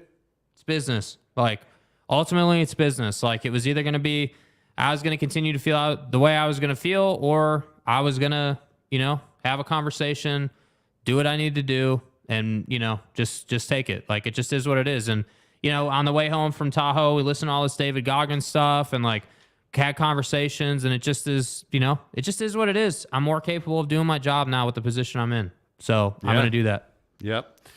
San Diego State says work like no other would be for 3 to 5 years, then live like no other could for the rest of your life. Yeah. Yeah, I agree, dude. And I feel like we're doing that. I feel like no problem being like, it's 5:45. Been here since 8, dude. Like, I have no problem, being like, been up since 4:45. Like, I have no problem working, dude. I would say, I'm really proud of the fact that we're workhorses, man. With, like, being tired isn't really a thing for us. That doesn't exist. Merc Life says you got to feel the lows and feel the highs. You do. You do. Kurt Myers says, didn't the 3 to 6 schedule work better for your relationship? Well, if it was just 3 to 6, sure. But the issue is it's 5 a.m. to 7:15. And then when you're getting up at 5 a.m., you're not staying up till midnight. Yeah. Well, you're not capable. No. Jorge says, chill, you guys. You're fine. Yeah, you're fine. Yeah. Teddy says, I'm with you, Jake. Got to take care of your life first, man. Yeah, absolutely you do. And the other part of this, too, like, if I'm being honest, is I don't want to be, and I said this last night in the conversation we had, I don't want to be like a half boyfriend. I don't want to be, like, if I'm going to be a boyfriend, I want to be able to show up and, like, be everything that I need / want to be, and I don't feel like with what we're doing, like, this is not just some side hustle anymore. This is, like, our entire world. And it requires our entire effort, and our entire existence right now. That's just the reality. Yeah, you guys, there are some components to this story. That we're clearly not talking about. I don't even think it's close that this was the right decision.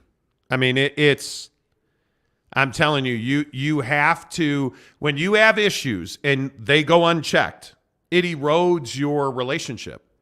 And when you are dealing with that on a daily basis for months at a time, there's no way to thrive in that. Yeah, and it was difficult, Tommy. I mean, I'm happy to admit that. The scheduling stuff is really difficult, man. It's not easy. I'm not joking. I get, and again, I'm not complaining. I'm just saying I get maybe, 2 hours a day alone. Maybe. And again, that's not a complaint. That's just my world right now. And I have no problem doing that, And it's a tough thing when you try to add something to the plate, It's a tough thing to do. And that's why I say it will be, I don't even say it in a negative way. I just think it will be difficult to find someone who totally gets it.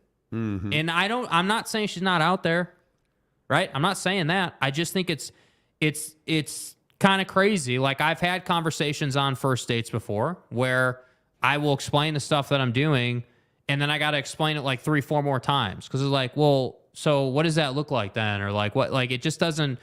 It's not as easy as being like, yeah, I work at Yelp and I make $250 a year and I'm driving an Audi and it's cool and we're chill and we can go out whenever you want and I don't have to care. Like that, I don't have that luxury. That's the difference. Yeah, I totally agree with that. San Diego State says, yep, Jake, if you're going to be there, be all in. She's out there. Yeah, and that's, and again, for, every relationship has issues. We had issues. We also had great times together. I also really enjoyed a lot of the moments we have. I respect her. Like, it's not, there's, again, like I said, there's no like vitriol or anything. And we left it on a really good note. And I was proud of the way we had the conversation and how we left it. But yeah, I'm also a big believer that if you're going to do something, like, you need to be able to do it to the fullest. And if I can't give you more than a day a week, I'm not really doing it to the fullest. You know what I mean? Like, and there are some other things that contribute to that. Absolutely. But the reality situation is, with the factors included and my time, I could give a day a week. That's what I could give. And Morris says she doesn't like Monty. Well, yeah, that's, yeah. That's not a secret. Okay.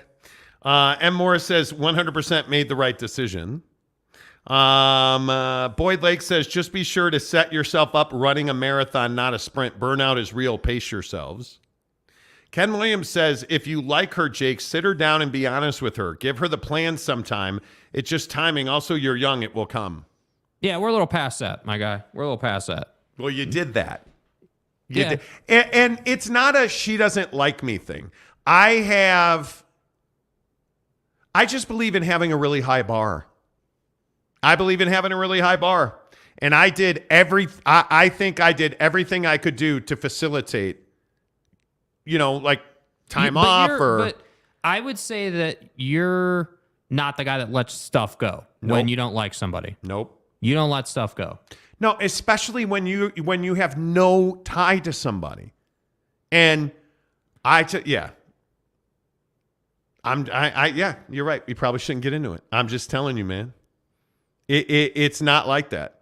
This was clearly the right decision. Yeah, and I want to be clear. I just want to make sure I say it. He wasn't like, it's not as though he was the reason we broke up. Like, it had nothing to really do with him. But the reality of the situation is some things took place. There was a divide in her relationship with my family that caused issues, and I think because she had certain issues in her life that created that divide. It's not like we were just like, nah, screw her. No, we don't like her. It's not at all what it is. That's not at all what it is. But I think that there's also some coming to the middle. Like, I think you weren't willing to give another chance or work with her on it at all because you feel like I had other options or that I could do better or something. Yeah, I felt like Jake and I had a conversation several months ago about where you are in your life. I think at 29 years old, The world is your oyster. You can do anything you want to do. And when you're walking around with an anvil around your neck, it's going to make it hard to do the things that you want to do. You have to have a support system. You have to have somebody that's not going to whine and complain about you working long hours. You have to have somebody who understands you get up during your relationship, that you get up at 4 a.m. every day. So you're not going to be out like, and the other thing is she wouldn't come to your apartment. She wouldn't stay at your apartment without you being there, which also was a challenge. Yeah. Like she needed to give more than she was giving. I don't compromise on anything when you're not married. Yeah, we're very different on that. We're very different on that. I don't. And there are often times where I say I wish I had that cold-blooded trait in me, but I don't. I just don't believe that you can ever compromise on happiness. You can't ever do it. You just can't. You just can't ever be second best about anything. Mm-hmm. Like you can never just be second best. Ken Williams says, Jake, you look so depressed. I mean, it's a frustrating situation. I mean, it's not something I'm going to be happy about, certainly. I'm not sitting here today being like, yeah, I'm happy my relationship ended. Happy that we failed with yet another person. That's not a fun thing to talk you can't about. Look at it that way. Well, that's the issue right there. Well, that's the issue in your opinion, dude. No. Oh, no. It's not just my opinion. You can't look at a relationship like, yeah, I failed in that relationship. Because you didn't fail. You didn't. 1, 2, relationships are learning opportunities. They're growth experiences. They're not fail or succeed. If you had gotten married, that doesn't automatically mean you succeeded. Mm-hmm. In fact, I would tell you in this particular situation, if you got married, that would have been a failure. That would have been a mistake. It's not, you don't fail. Oh, here's another failed relationship. And one of the things we talk about on a regular basis is your history of relationships and what you learn in each one of those. Because I think you have to go back and you have to take stock and you have to understand, why did I stay here? Or why did I do this? You have to understand that. And you have to understand, why did I accept this level of frustration? You have to do that. It is not a failure thing, man. I'm telling you. Del Hargis says, did you learn and grow, bro? You didn't fail. That's what I'm saying. That's what I'm saying. Listen. We can all sit here and we can play in positivity land. Okay, we can do that. You didn't fail. You learned something. It's all fine and dandy. The reality of the situation is you haven't dated in 20 years, right? So the caliber of person that's out there to date is not good. Like, I'm telling you, as a dude that's an entrepreneur and someone that has made it normal to work 15 hours a day, quite literally, that's what we've done. There are not like thousands upon thousands of people that understand that grind mentally. There's not. And the reason I say, or I phrase it as, hey, there's another, failure, another failing point in a relationship, is because it's a process. There's a lot of time put into that relationship, mentally, physically, emotionally. There's a lot that goes into. But is it failure or is it disappointment? I think it's both. I think it's both, dude. I think again, and that's fine. Like, you guys can tell me I'm wrong about it, but my opinion is that I do think that, there are a lot of lessons learned here. I think it what scares me is that I I know it's unrealistic, but it scares me to think about the prospect of finding someone who gets it and understands the whole process and what we do and why it is so special. And that's the centerpiece of it, why it is unique, why it is special, because it's not easy to understand. Like, if I said to you, hey, I'm going to be available 1 day a week. That's the day we get. And some days I won't even be able to give you that. Or some weeks I won't be able to give you that. Well, that doesn't sound like a great relationship. That kind of sounds like a long distance relationship at best, And so that's why I say, like, it is kind of a frustrating prospect. And you know what the real problem is? This is the real brass tacks. I do really good alone. I do really, really good alone, like just going through it every day. Yeah, and we've talked about this. The problem when you become single is there's real value in dark silence. There's real value in sitting in your living room by yourself in your socks or in your underwear or fully dressed in bright light or in complete darkness because that's what you feel like doing. And you don't answer to anybody else. And it's just that, and you either love that or you hate that. Because a lot of people don't want to hear what the silence has to tell them. You know, a lot of people don't want to hear it. But man, when you get into that routine and you live by yourself and there's nobody nagging you about what time you're going to get home or what time you're going to leave or what you're doing, there's real value in that.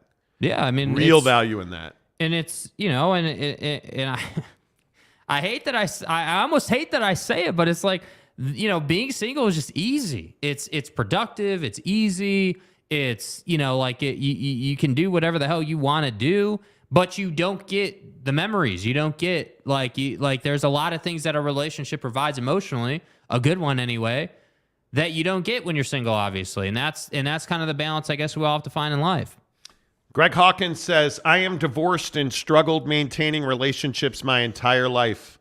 The key is to learn from your mistakes and to be okay with your past. Yeah, and I'm cool with it. I mean, obviously, like, we wouldn't be talking about it if I wasn't cool with it. You know, obviously, like, yeah, a little bit of a weight is lifted off of me because I feel like, hey, like, you know, it's cool. Like, it's chill. Like, I'm not going to have to deal with, you know, having another conversation about how I can't show up or whatever. But like, how many times did I ask you if this person was marriage material? Yeah, but you love to ask me that, and I don't know the answer to that all the time.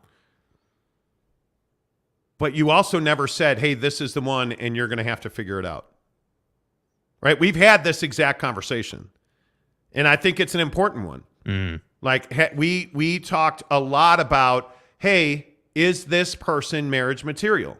And you never once answered in the affirmative. But I maintain that like I shouldn't, there shouldn't be a timeline for when I should say that. Not that you said I have to say it in 5 minutes or whatever, like, but it's not, everyone says, oh, you'll know when she's the one. Okay, well then maybe she just wasn't the one, I guess. I don't know. You guys were together over a year. Which is nothing. Sure. I don't you think, know, you're ready to go to war for somebody after a year. Mm-hmm. If you know, listen, man, and I'm a big believer in, I think 5 minutes into a conversation if that girl's got a future with you.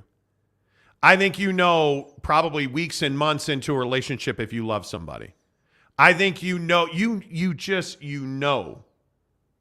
I think the issue is you were trying to make time for somebody who wasn't trying to make time for you.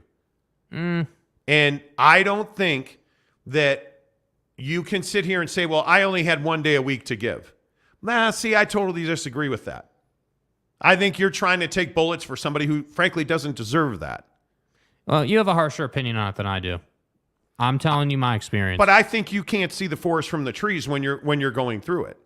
Because, again, I just maintain I don't believe in taking any disrespect in a relationship. I don't believe in name calling or making, things incredibly personal with the things you say. I just don't think you should do that. And I think when we talk about time, it was no secret what you were doing. She was with you when you left Yelp. She knew what that time commitment was. Mm-hmm. She knew what that time commitment was. Mm-hmm. She never supported it. She never went out of her way to say, hey, you know what? I'm going to come to you, or like, hey, you guys live 20 minutes apart, and said that was too far. That's insane to me. It's 20 minutes, man. If you're in love with somebody and they're, like really important to you, 20 minutes is a walk in the park. I also, I think it's easy for you to say that. I think that doesn't take into consideration most nights I have to be in front of a TV and watch sports. I don't get the chance to just check out. Most nights I got to read. Most nights I got to do a bunch of stuff. Like I have to. That's part of our process. Was that an issue? Watching sports? Partly. There was a certain acceptance of it, but she wasn't into sports. Not a sports fan. Yeah, I wouldn't say a huge sports fan. And so she isn't a sports fan, which is fine. All of this to say, I'm not knocking her for that. I'm only saying this was a bad fit. That's all I'm saying. Like, she's not a bad person. She's not. I'm sure that there is a better fit in the world for you. You simply chose to stay because you don't believe that. That's what I think. And That's what I experienced. I think it's easy for all the married people in the room to say that there's a better fit. Stop. That's what I think. That's a cop-out. It's not a cop-out, dude. It's not a cop-out. It's like at what like point, you have to weigh perspective, dude. But at what point do we stop making excuses for doing hard work? Relationships are not easy. Finding your wife is not easy. Finding your life partner is not easy. You didn't want to break up with her because you didn't want to break up with her. So you stayed longer than you should have. And your excuse is because I don't see anybody else out there. Well, you don't know. The hard part now is that your age group and the pandemic vastly changed the way the world works when it comes to relationships. Well, so now it's a little more difficult. And I don't want to hear that I haven't dated in 20 years. Who cares? Every single day we run into people.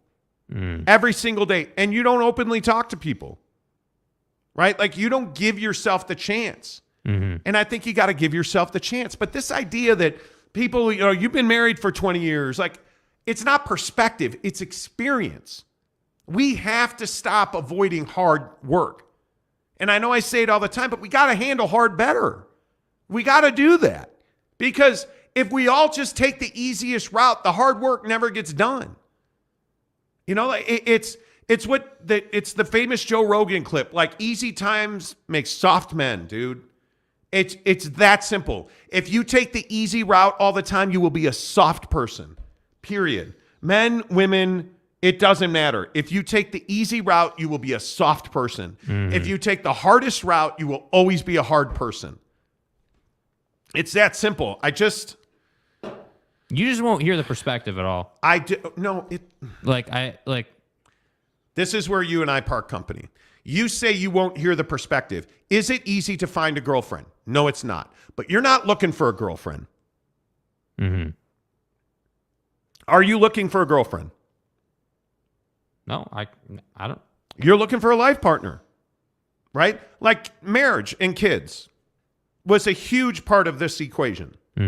This particular person was not enthusiastic about having kids or even a kid. You were willing to let that happen, even though your entire life you've said, hey, I want at least one. You were willing to forego that because you didn't want to date and try and find somebody who wants kids and fits into your life. That's crazy. That's crazy, bro. It's not that I'm not willing to hear your perspective. But at some point as your father, I am going to tell you, you're doing this wrong. My experience tells me, and I can think back to a myriad of people I dated that it is frustrating. The funny thing is, it's not the pandemic, because in the 20s, 30s, 40s, 50s, 60s, 70s, 80s, 90s, 2000s, dudes all over the planet were like, well, god damn, it's hard to find a good woman. And women around the planet were like, god damn, it's hard to find a good man. It's always been that way. But you don't see it that way because you want me to have perspective, but you don't have perspective that you're not the first fucking guy who's single and is out here trying to find something of value. Whereas I also maintain that you have to hold the person who you will spend the rest of your life with, that you will make a child with, to the highest standard, who will never speak to you that way, who will never shit on your dream, who will never tell you, no, we're not going to watch a Jazz game tonight because I want to go for a walk in Poughkeepsie. Well, we'll do that after the Jazz game. And she's going to be, you know what, my wife, and again, I admit I married way over my head. I freely admit that. My wife does not complain. My wife hates the NBA. But yet she understands they need to watch Jazz games. She understands our second largest market is Phoenix, Arizona. I watch a lot of Suns games. We work that into time. But you know why? Because I also make sure that I take really good care of her, that I tell her every day that she's amazing and that I love her, and that we go out and we do date nights, and we try to do multiple date nights a week. We do things together because it's a give and take. You're not willing to fight for a give and take. You're willing to just keep giving. Anyway. How we feeling over there, Jake? Another day in the park, bro. Tom says, don't feel like the Monty talk is helping. Jake, get over this girl. Yeah, well. And the problem is I'm your dad and you don't take my advice. And you don't want to hear it from me. I did take your advice. I just did, bro. Which, hey, what do you mean? I'm not criticizing you. What do you I think mean? that's totally normal. You just did. Like, you just did criticize me. No, I didn't. Yeah, you did. Well, you cut me off before I could finish. I'm your dad, and you don't take my advice, which I totally understand. But I did hear. It took me a while, but I did. Yeah, okay. Yeah. Yeah, you know. Jorge says, when Jake owns an NBA team and wears his clothes brand, love perspective will be way different for him. Go for yours first, man. Other stuff will come and you'll never even have to look for someone. Yeah. And by the way, I think you're a catch. I think you're a spectacular human being. You're a really good guy. You're a really good boyfriend. You're a really good companion. You're a really good support system. You have to believe that. I can tell you that, but you have to believe that. Mm-hmm. And then you have to act accordingly. Yeah. You know. Yeah, hey, look, we can agree to disagree. What else are the people saying?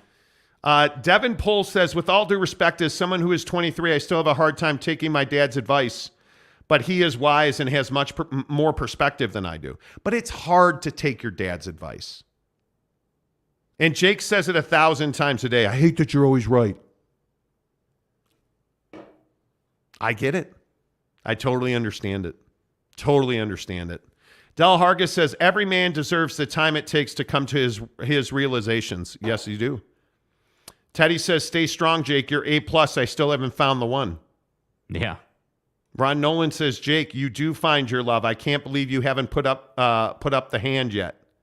What does that mean? I don't know. Eric Hawk, excuse me, says, I can't emphasize with Jake because I have made those same mistakes. However, he needs to recognize his own worth. Boom. Boom. Yeah. Exactly right. That is such a hard thing for us as men to do. And I think a lot of us men will be like, oh, I'm a badass. And then you stand in front of the mirror and you're like, man, you're just a POS, dude.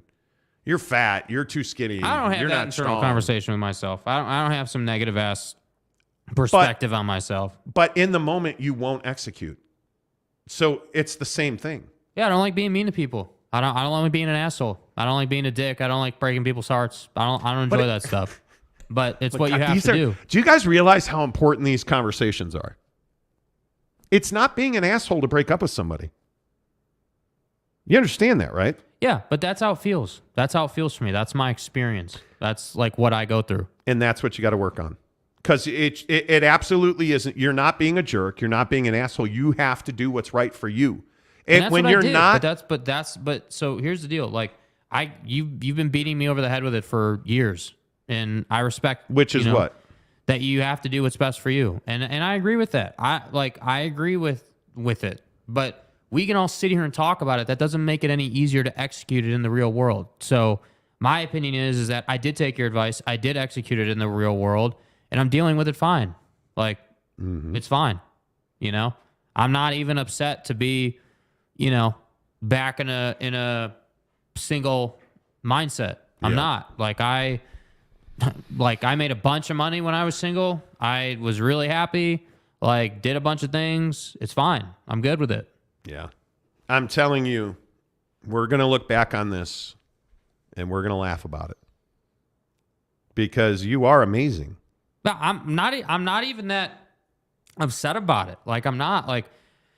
I had some emotions last night. It was upsetting last night, for sure. I mean, it was upsetting. It was not fun, certainly. It was, frustrating as hell. And we all, as guys, I think we all know that feeling when you're when it just happened. Oh. But there's a certain responsibility. Terrible. There's a certain responsibility. And I'm a big believer in this. Big believer in the concept that as dudes, we have to provide value to be loved. I'm a big believer in that. I don't think that that's handed out for free. What do you mean by that? Dogs are loved for free. Right? Dogs don't have to do anything. They're inherently loved. As dudes, if you're a deadbeat and you do nothing, the homeless guy on the street, as an example, he doesn't have value to the world right now with the place he's at in his life or her life, right? In this case, his life. So he's not loved. But hey, I'm valuable because I'm building a business, I'm doing all these things, like, and I'm doing things that a lot of other people, aren't doing, whatever, right? Like, I have value, but I earn that value. I worked my ass off for that value. You know what I mean? And I also feel like dudes have a certain responsibility in life to do the things that nobody else wants to do, like break up or end relationships or, initiate things that are incredibly uncomfortable. Do you hear the shit that you say? My guy, you need to understand your value is that you're a human being. Your value is that you're an incredibly nice guy to a fault, in fact. Which hasn't done anything for me. Right, but we've got to fix this thinking. Because the homeless guy has tremendous value. You're right, he probably lacks love. But a guy like you in your situation, pointedly, you've got to get your mind right and understand that your value is that, one, you're a human being. Two, you're a superior, nice guy.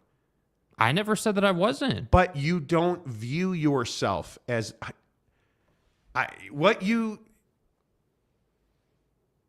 you cannot say that we as men have to provide value. That's not accurate. I don't agree with that anyway.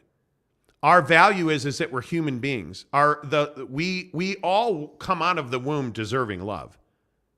Just because we're human beings. It's not about deserving, though. But if you treat somebody poorly, you don't deserve their love. They should break up with you. And whether you want me to say it or not, this girl didn't deserve you. But you allowed her to hang on. Mm-hmm. And you, man, and I've asked you specifically, if you like yourself, if you respect yourself, if you have a good relationship with yourself. I do. But then you say stuff like, you have to have value. I'm not the only one who says that. Like, it's not some, yeah. Google it. It's a well accepted, thing. Dude, you're fucking amazing. You're like never said, okay, I want to be really clear about this because I'm not here for that I have some negative ass relationship with myself. I don't. No, but what you have is a lack of understanding of how relationships work. If you're going to roll out and you're going to say like, hey, you're going to define your value, that's a really low. Who pays for dinner when you go out on dates? I don't know. Men pay for dinner, sure, right? Okay. So who has to show their value up front when you're dating? Men do, not women. Men do. But you have to hold a higher standard. That's not true. What's not true? That men have to show more value.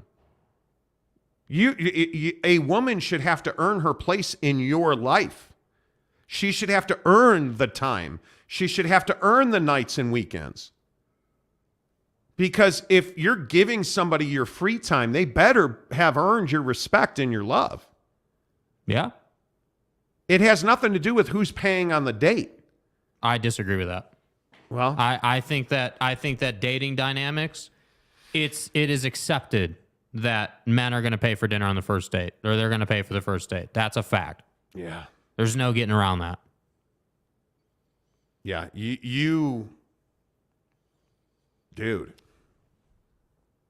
you have to you got to raise your bar. You got to raise your bar. And I can't make you go through that. I think you need to continue to go out and fail. Go out, in your words, and fail. However you want to call it. You just need to. I think I've done too much for you in your life. I think that I have done too much for you in your relationships. You just need to go make decisions and deal with the outcomes.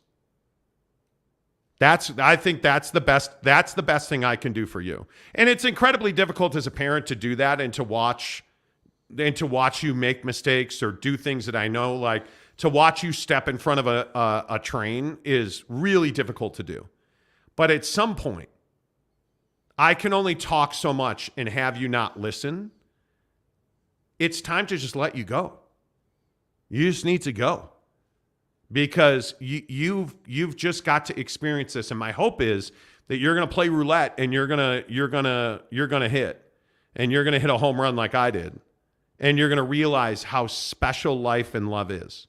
Mm-hmm. Jake always mocks me because I've always said to him that every night you go to bed without telling somebody, hey, I love you, and you kiss them goodnight, and that's a wasted day in your life. Because when you're with the person that you love and they love you and you are truly grinding for each other, that's when special happens, man. What else are the people saying? Greg says, Jake, all you need is 3 6s, 6-digit income, 6 foot tall, and 6 inches. Yeah. No, you're not wrong, dude. You're not wrong. Kyler says, Jake, I can feel your frustration. I think Monty sees your frustration and it upsets him because he wants the absolute best for you. We just have 2 different philosophies on how to go about relationships. That's the biggest issue. Like, you take a bunch of BS that I would never put up with. Like, I'm the guy like that, hey, if I don't like something in my relationship, I'm going to say, hey, I don't like that. Mm-hmm. Whether it's a business relationship or a, opposite sex relationship, I would be like, hey, I don't like that.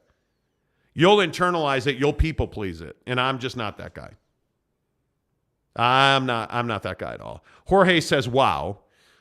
What is sad is both Monty and Jake are right. I lived where Jake is for many years, Eric said. I am just learning to accept my worth, and I am deserving of love and happiness. Absolutely right. Greg Hawkins says, honestly, Monty is speaking a lot of wisdom, and his perspective includes your perspective, Jake. He's been there. That's the hard part. But I disagree. I think you've been there in 99% of the life situations. I don't think you know a thing about dating today. I don't think you know about dating apps. I don't think you know about like the absolute grind it is to even try to meet someone. Like, the idea that I went on probably 10 first dates, 7 first dates, something in that ballpark. It wasn't even close, bro. But I paid for that. I paid for the gas. I paid for the food. I did all that. But where did your first date with this past relationship go? What'd you guys do on your first date? We walked through Daybreak Park. So it's not about buying a nice dinner. It's a tactical thing. I don't think you understand what I mean about the dinner thing. I'm not saying that a person's value is defined on buying dinner. I'm saying that it's an inherent expectation that the dude has enough money to spend $100 on a first date or $70 on a first date on a dinner. Or even if it's coffee, even if it's like $20 or $10, whatever. Like, it's just a fact. Like, it's just the reality of dating. It's 2 very different things, Yeah. Like, tomorrow, a woman could go out and she's probably got if she wanted to, of course, assuming she wants to, she's probably got 10, 12 different people to choose from. As dudes, it's a very different process. Like you probably got, I don't know, maybe my game sucks. I don't know. But I 4, maybe 3 or 4 to choose from, maybe. And hopefully you have a good conversation with one of them, hopefully. And if not, it's just like, all right, well, wait till the next one. That's just literally the process. You don't get, going out to the bar and talking to people is not me. I'm not that guy. Right, but it doesn't matter. It doesn't matter the mode of service. It doesn't matter where you meet somebody. It matters what happens after you connect with them. That's what you have struggled with. You have, like the last girl you dated, not this past one, but your last serious relationship. The girl blew you off like 2 or 3 times before you ever went out on your first date. She would never have gotten a first date from me. Yeah. Yeah. Right? I mean, I can just think of some examples of things where it's like, that's not going to cut it, dude. And I'll say that to you. Hey, we even talked about this on the radio in Phoenix when you were dating this girl who blew you off 3 times. And we talked about it, and you were like, yeah, I'm going to give her a chance. I'm like, you shouldn't do that. Nah, I'm going to give her a chance. Like, you can't ever, we view it differently. That's why I said, you got to do you. You got to do you. And I'm always going to be there to back you up. I'm always going to be there if, I think the dating scene is challenging. There's no doubt about that. McKinley Cutler says the dating scene is a crapshoot. No one is willing to get into a give and take relationship. We are too selfish and or living in a fairy tale looking for one. And if it's not perfect, then they go. At least my generation. Could be wrong. Could be right. Absolutely. But you also, the other problem is you're way more mature than the average 29-year-old girl. Yeah. That's a huge issue. Because what do I do all day? I cut video all day. I talk to people. I run a business. Like that's what we do, you know? And it's just, with all due respect, I'm not worried about the TV show on tonight. I know what I got to watch on TV. Like my life is tactical. Like that's the difference. I'm not going home like, oh, what am I going to watch tonight? I'm watching basketball tonight, dude. I'm watching some iteration of sports tonight. Like that's what it is. That's what we do, you know? So I know like before the schedule change, before this afternoon thing happened, I know, okay, cool. We're going home. Got to get to the gym. Got to get home. Got to eat. Got to prep. Got to go to bed by 8:30. Because if I don't go to bed by 8:30, when Thursday comes around, I'm exhausted. Mm-hmm. Yep. Like that's, and so the way that translates, the point is there, the way that translates is when I'm sitting across from someone that I've just met, I'm not the guy that shows up to a first date and wants to talk about the flowers outside. I'm not. I ask a bunch of questions. I get into it. And if I don't hear from you, I'm fine with that. And that's the other problem. Like once I'm in that single, just go for it mode, I just am, you know what I mean? And maybe I need to come off of that a little bit, you know? Yeah. Eric said, a saying I heard and when I was younger and thought it was BS, but now realize it's true. We accept the love we think we deserve. Man, that's so true. Yeah. So true. Greg Hawkins, one problem is that we aren't as social as a generation past. I don't love going out to meet people all the time at clubs or bars, but I've met so many people by going outside of my comfort zone. Yeah. Yeah, that's true, man. That's 100% true. Jose says, damn, Jake, I'm saying this with love, but you need some more self-respect and love for yourself before you get into these relationships.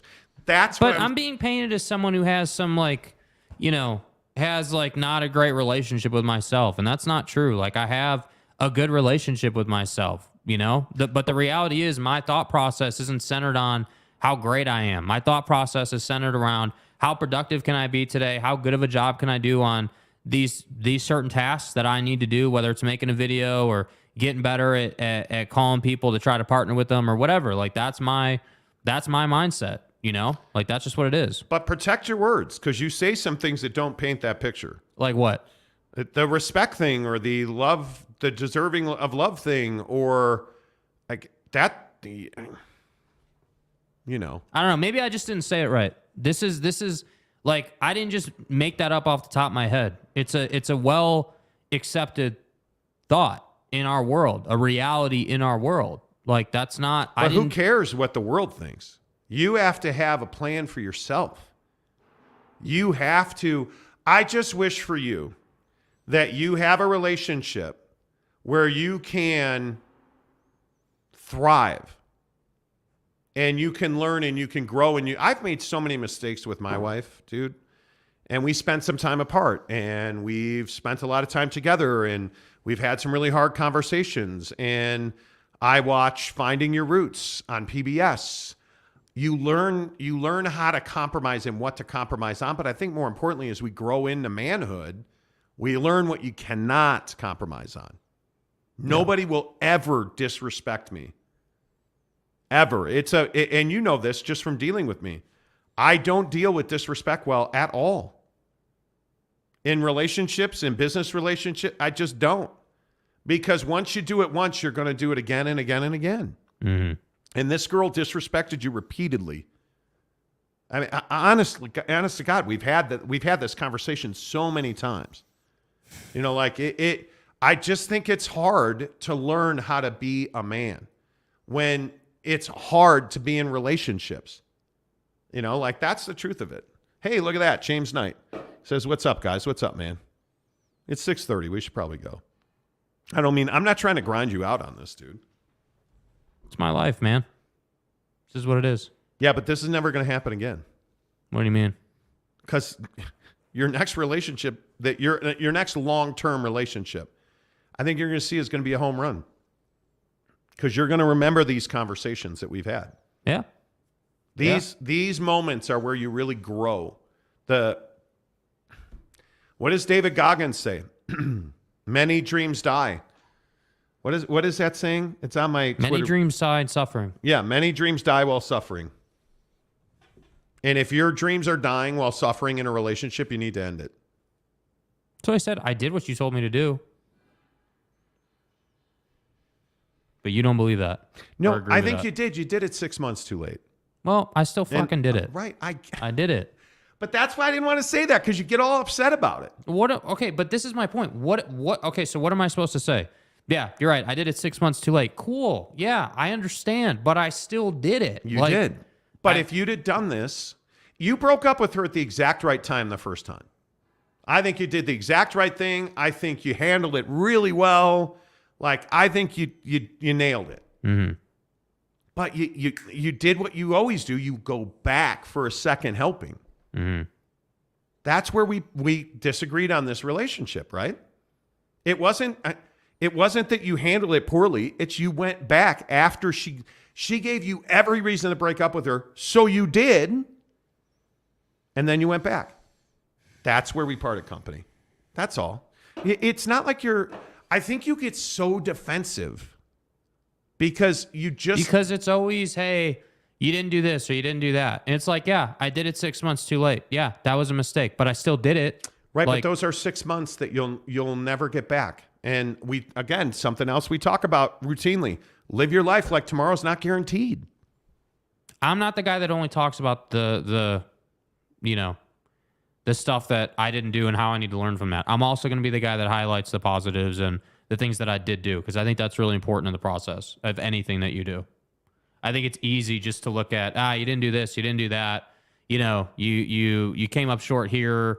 You don't love yourself enough. In business, I agree with that. In business, I agree with that. In relationships, especially on the day that you break up with somebody, there's not a lot of positive.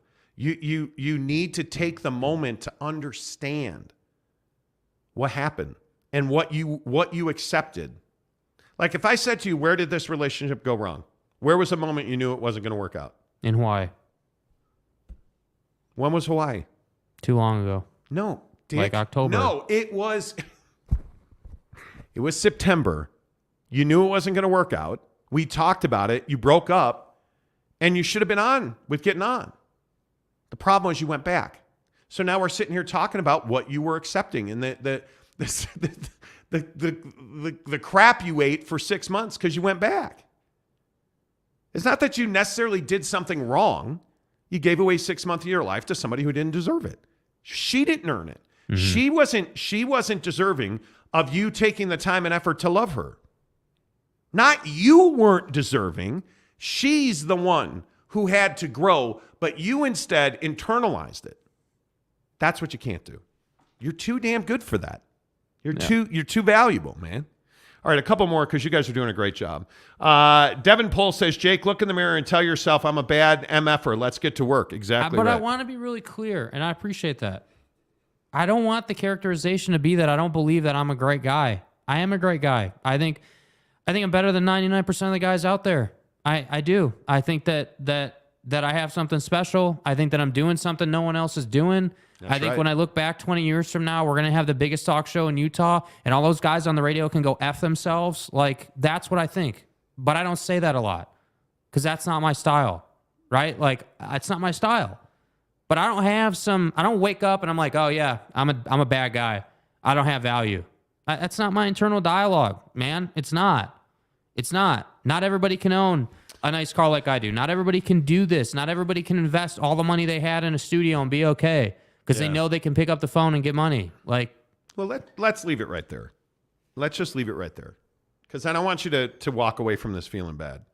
I don't feel bad, but I don't think that what annoys me sometimes is that I don't feel like my perspective gets like there's a lot of credence in it. Sometimes it's not that there's not credence in your perspective. The things you say are completely crazy. You say some shit that's just like, hey, I don't hate myself or I don't have a bad, impression of myself, But yet I just ate shit for 6 months because, I didn't want to do the hard stuff. And I don't deserve love. I haven't earned it. That's what it sounds like when you say certain things. I misspoke it then, because that's not what I meant by that. Hey. And of course we're doing, look at this. We're doing dating and the bots are in the chat, bro. Been a long time for bots. The bots are in the chat. Been a long time. It has been a long time. But I don't know where I can't see the bots on. Yeah, anyway. Tom says, Jake, you're a man. You know you have self-worth and value yourself. You're going through a breakup. Of course it feels shitty right now. If it didn't, you'd be a psychopath. That's exactly right. That's exactly right. It should feel bad. But I'm not. Yeah, I mean, I get. Yeah, I mean, but it's bad in a different way. It's more just like frustration than anything. I'm not. I don't feel terribly heartbroken or like my world is ending. I feel like I had to make a decision and I made it and I did it. And yeah, I did it 6 months too late. Greg wants to be your wingman. He says, Jake, you hang out with me, I'll wingman you. That's cool, man. I appreciate that. Arlington Bears, last comment of the night says, Monty, happy birthday, man. Love the show, Jake. You're killing it. Professionally and personal will come when it's time. Amen to that, my guy Chris Karn. Love you, dude. Have a great weekend with the fam. My 50th birthday is Sunday. Don't call me. I'll call you. Do you know how hard it is to get a reservation in this town this weekend? Impossible. My birthday dinner is Saturday night at 9 o'clock. Yeah. Oh, I love it. You guys. Love you, man. So thrilled that we are here. We just had a really real conversation. I appreciate that we share life together. I appreciate that we did 3 to 6 all week, and we'll do 3 to 6 next week. Love you all. Have a great weekend. Jake? Yeah. Let's make sure that we don't lose balance in the forearms now, though. Yeah, that's going to be tough to do. Going to the gym a lot. Until Monday, say goodbye, Jake. Goodbye, Jake.